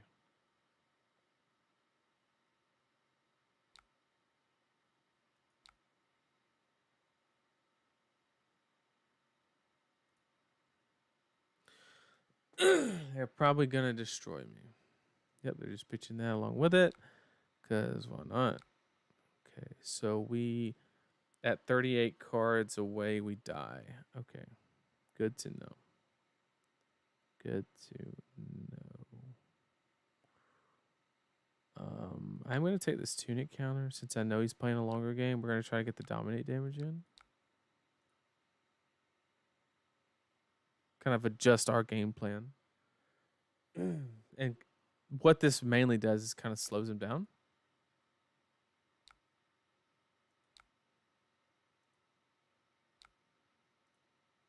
And if we can threaten this at the right moment, could be good. Oh, good hit. Good hit. We got the old nourishing.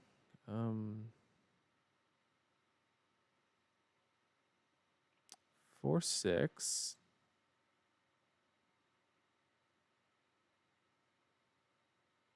Huh.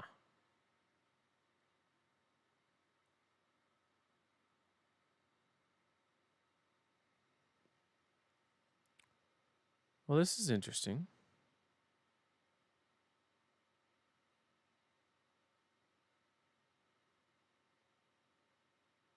Do I actually give this here?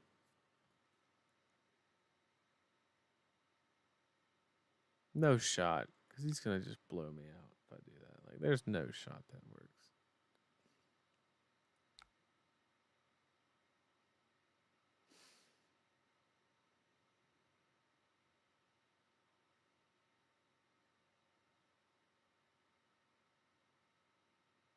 Yeah. It's unfortunate. Oh, yeah. It is crown staunch. Duh. Damien, that's why we keep you on the payroll. Because I was supposed to crown that shit away a minute ago.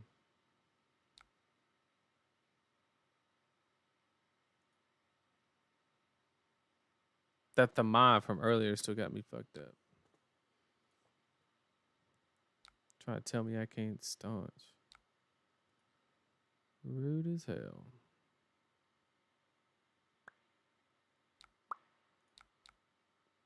Whoa. Whoa. Okay. Oh yeah.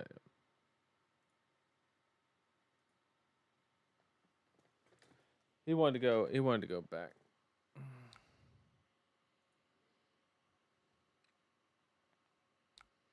So we gonna let him go back. He's gonna. Oh, okay. So then we crown pitching this and staunch.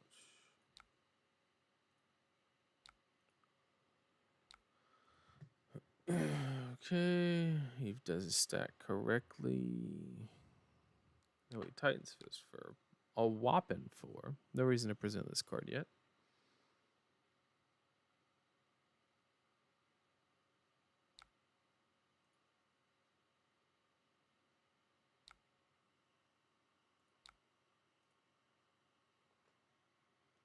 Mm-hmm.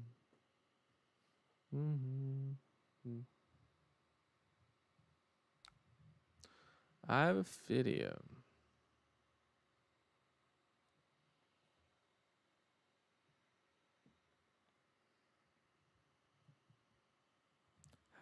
How much is I have a video? It's less than Arc Knight Shard, right?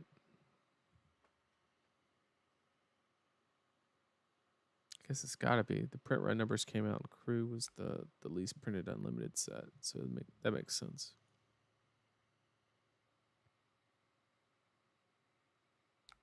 Aether Spindle. Good hit. We will crown here.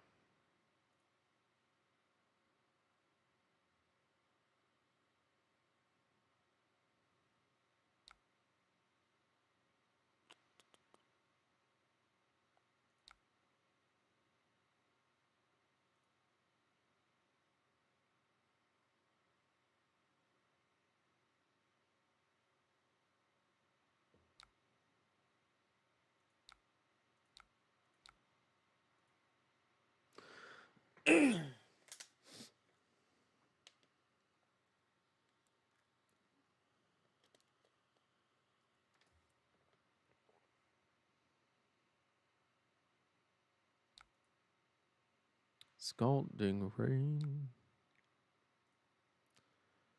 Okay, what we got? What we got? What we got? Last I sold for $500.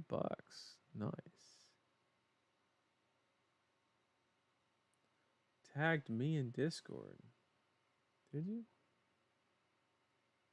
Oh, when it sold? Is that what you're saying? Yeah.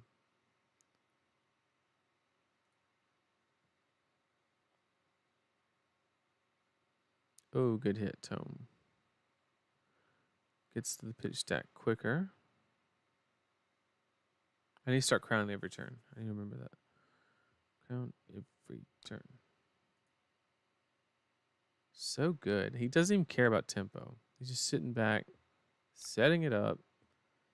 This is a real Kano player.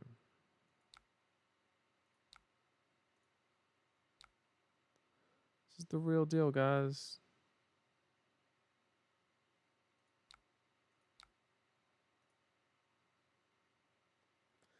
We need to speed our cycle up. We're kind of running out of time. I don't think we're going to get to that Oasis in time. I really don't.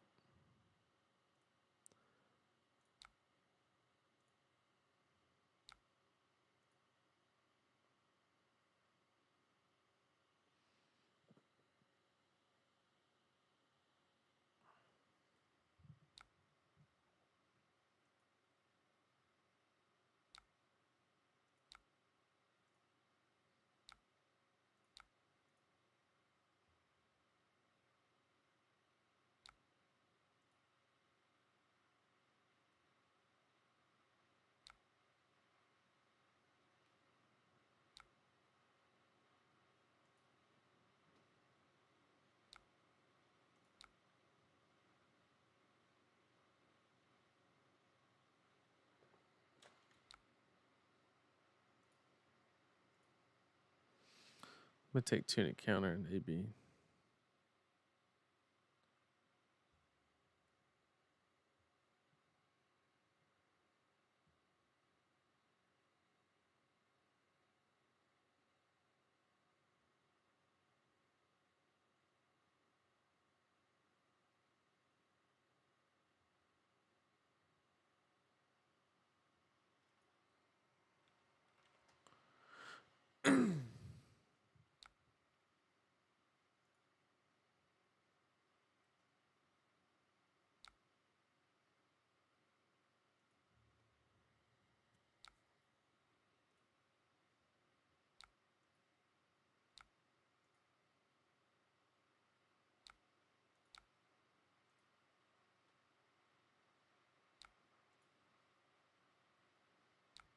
Okay.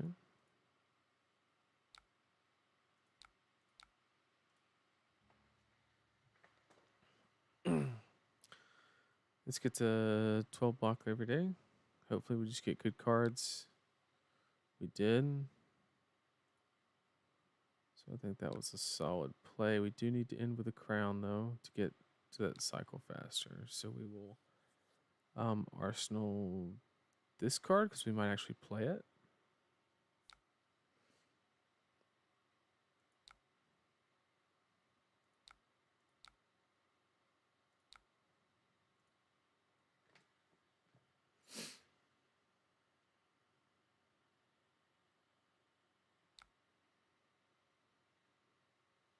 We'll go ahead and play it.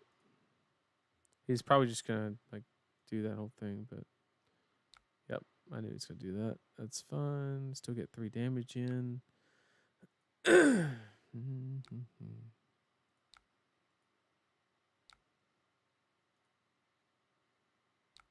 Okay.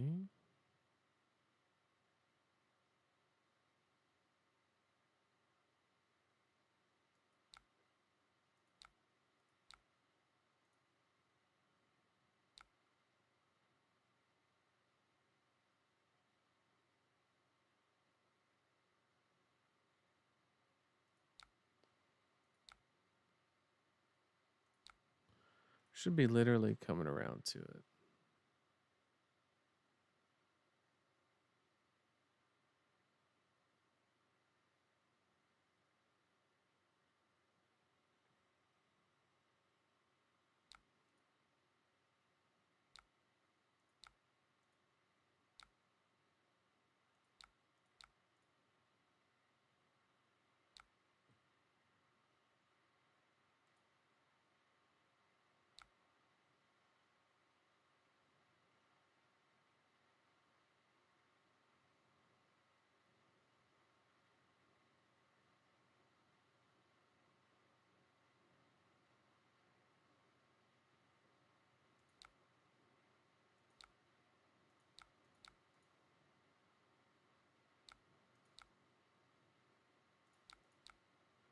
He'll get to his stack before me, so we'll just pass.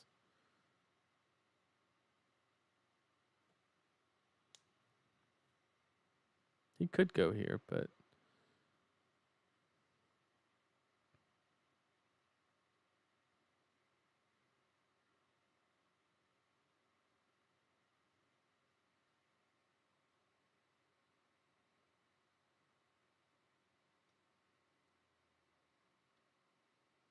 yeah, I did play a Dromai before that. Unfortunately, I would not look to that game for any advice. I did make a mistake and it wasn't a typical Dromai. It was a very odd list that ran like Stony Wooten Hogs and like Pierce Realities and stuff like that. So, not something I would use to learn from.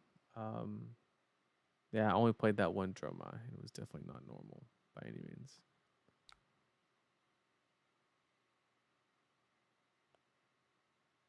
Okay, AB3.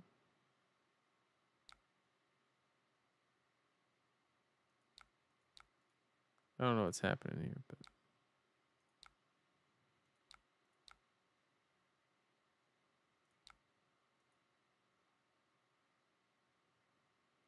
same thing. All these reds together. Sheesh.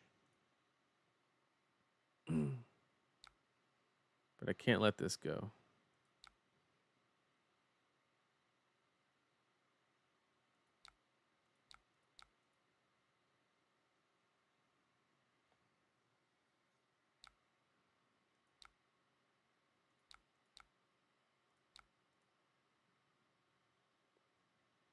Not sure if this is correct. First time I've ever. Yeah, Kano's there at second cycle. That's why I'm just hanging on to this in a blue for dear life. Although I just went through 6 reds, so it should be nothing but blues for the rest of the way.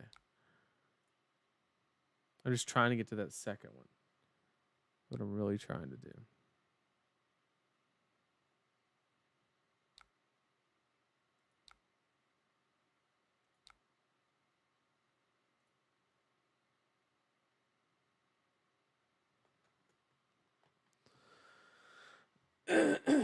Just trying to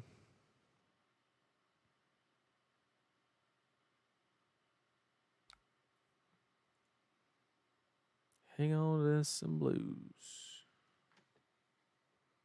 If he catches me back at that 6 red cycle though, but like I don't think he can because I can slow it down if he just sits there and does nothing because I'm just gonna hammer from here.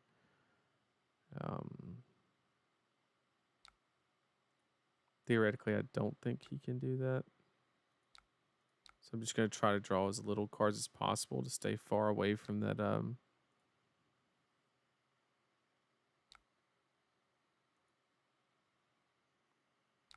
Oh, this is it. I guess, right? Oh, jeez. This guy knows what he's doing. He got double. Okay. What's happening?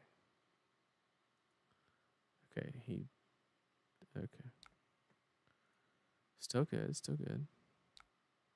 Yep, there's that. Good stat, good stat.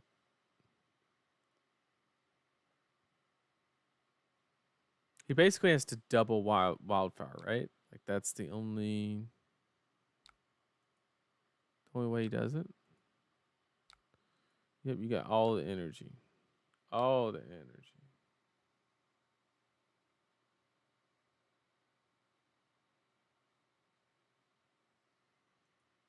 Since I'm not a guardian player, that's a good point, Mark. I didn't think about that because I've historically ran Runeblade into it, so I've never encountered this situation. But that does make perfect sense. Okay, so this is the first wildfire. The storm striders have not been popped, and he already has the blazing. So I go ahead and Oasis here, right? But he hasn't even crucibled yet.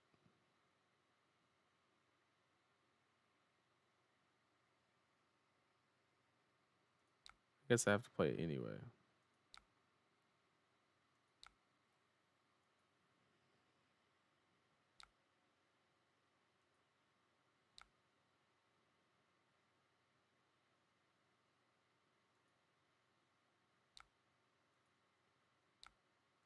Oh, he's gonna put the other one out front. Oh, so I did. Did I misplay? I'm not sure because he could have just not done it. Like I can't let the one leak. Right? We're gonna need our resources.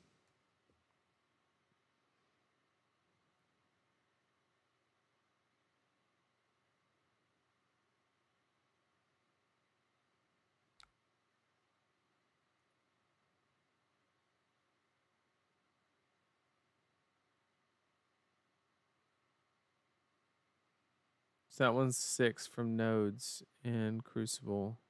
So it'll apply 3 to this one, which we've already oasised. So we just need I need to know if he nodes it, and I'll AB 2 or 1.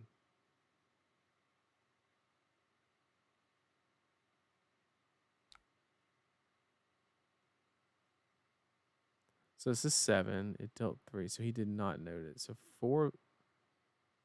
Yeah, 4 of this has been prevented, so I do need to do all 3.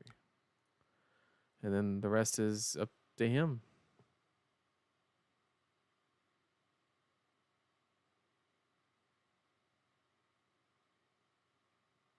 I could have played that. I should have AB 3'd the first one since he didn't activate Crucible. That would have given one would have leaked, so the next one would have came in for 7. I could have AB 3 no assist instead of 3 carrying over.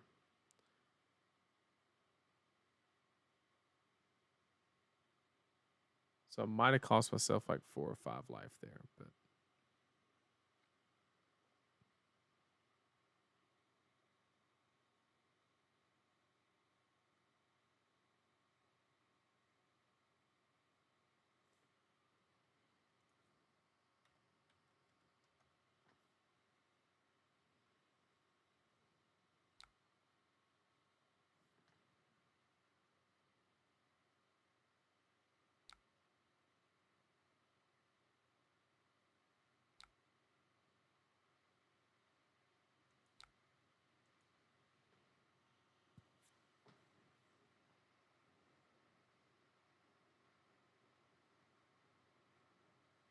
no, the math's right. I mean, he sent the wildfire for 6. Oh, he didn't note it is the problem. He should have noted it. Puts that back on top. Goes for a double blazing. Right?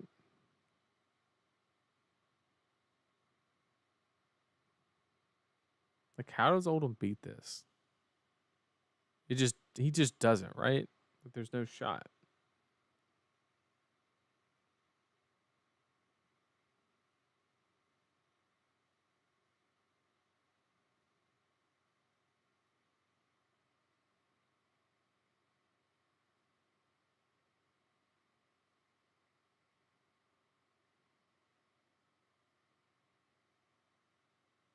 I tell you what, I'm actually having fun watching him do all this. Usually the whole Kano thing doesn't fascinate me, but he's navigated this like very, very well. And it is fascinating to see Kano be played at this level.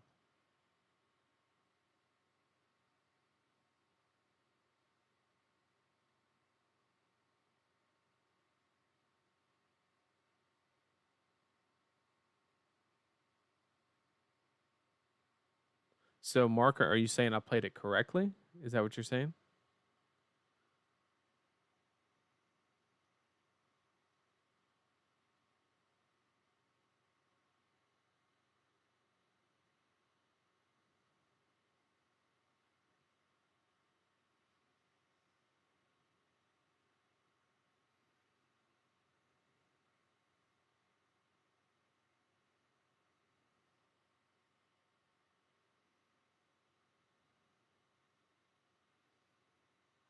At least it's out of my hands now.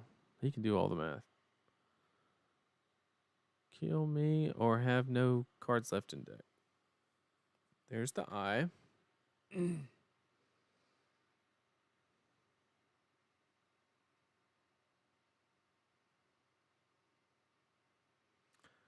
I don't know. We're gonna learn this together. I don't know if he can get 33. I know he has access to double blazing. I think he's hit 2 blazings. I'm not sure. Let's see. I'm 90% sure he has double blazing.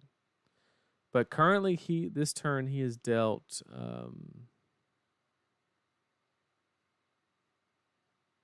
just 3, I think. So he has to have something else, which he has this Aether Quickening, I believe.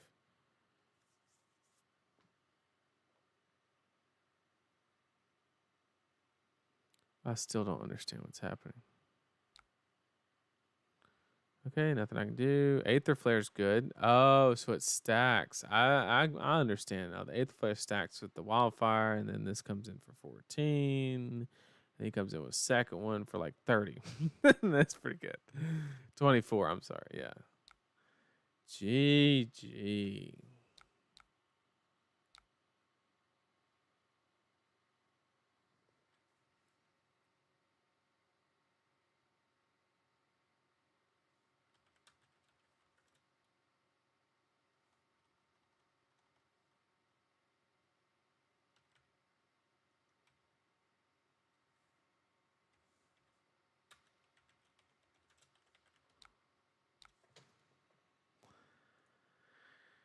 GG.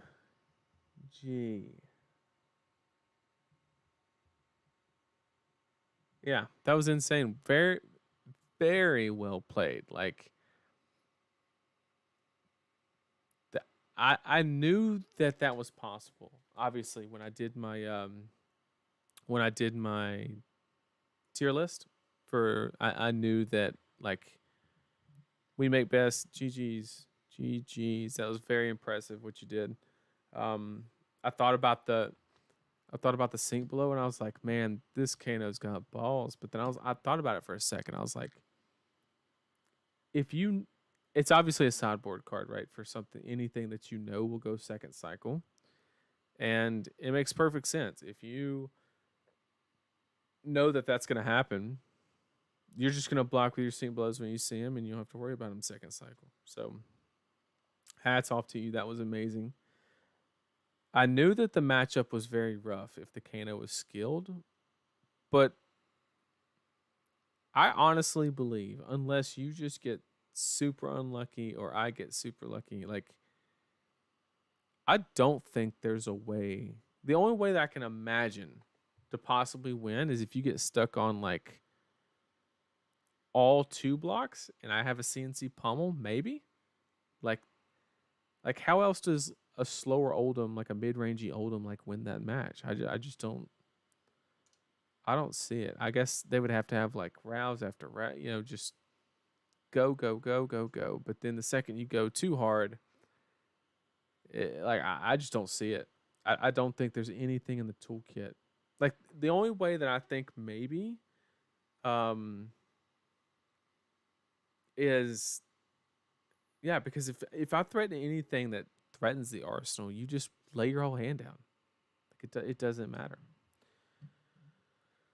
Well, all I have to say is thank God I'm not playing Oldhim for Pro Tour, because honestly, this would be something I'd be very scared of.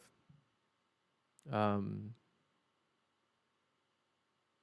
yeah, you don't even Arsenal, so it literally doesn't matter.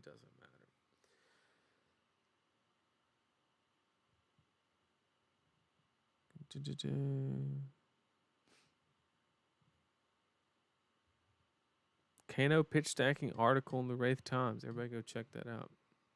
Cause I mean that was a masterclass. It really was.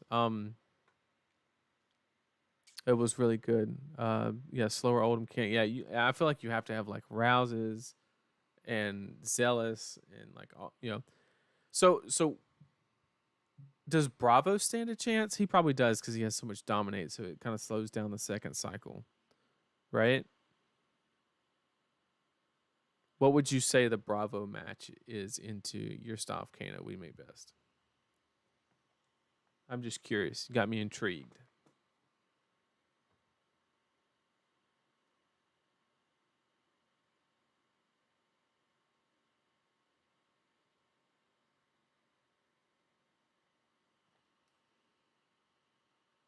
Got me really curious.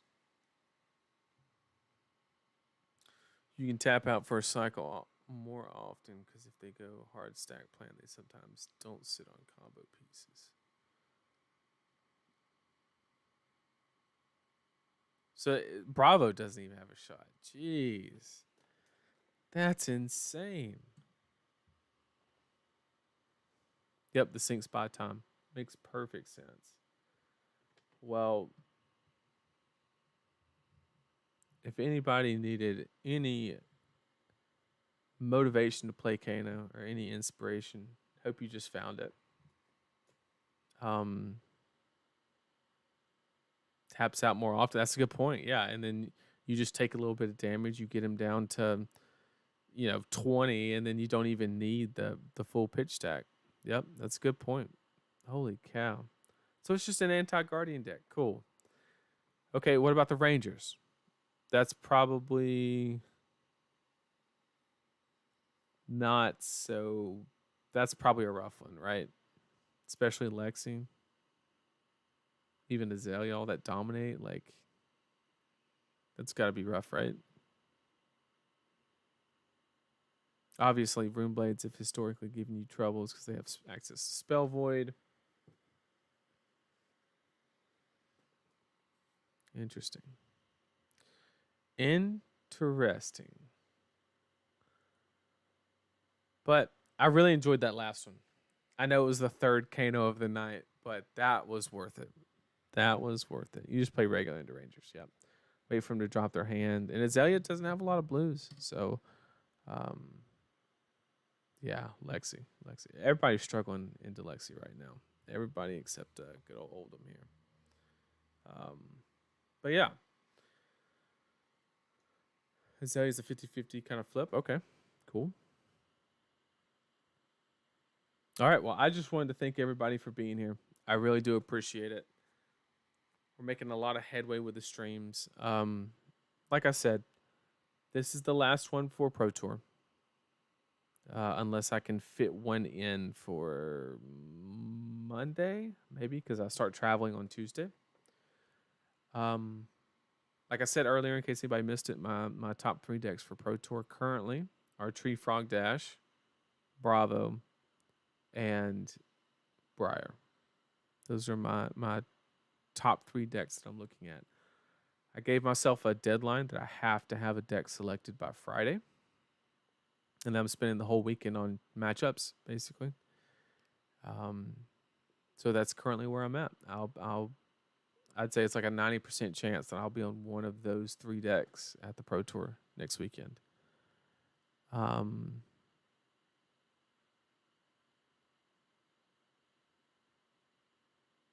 if you have a deck that's 100% win rate into Rangers but a 0 into Dromai, is it a good meta call? Um, I would say no. My thought process is Rangers got a lot of love, but like if you look at their success, it has a downward trajectory, right? When we went to Chicago, or not, I didn't go, but we had Chicago, right? 2 Azaleas in the top 8. I firmly believe that the only reason that a Ranger made it into the top 4 at the Battle Hardened Richmond was because the Rangers played in the top 8. It was Azalea versus Lexi. If it wasn't that way, I honestly think that no Ranger would have made the top 4. I think I just think we've solved that puzzle via Oldhim and some other techs and um, other ways of playing. Finally understanding Codex of Frailty when we're open to it, exposed, and things like that. What's up, man? Sant editing round 3 for tomorrow. Hell yeah, yeah. Anytime you need any help with anything like that, just let us know. It's the least we can do with all that work you put in. Just let us know. Yeah, tree fog does die to Kano. Yeah, I already knew that. I already knew that. That's 100%. Yeah. So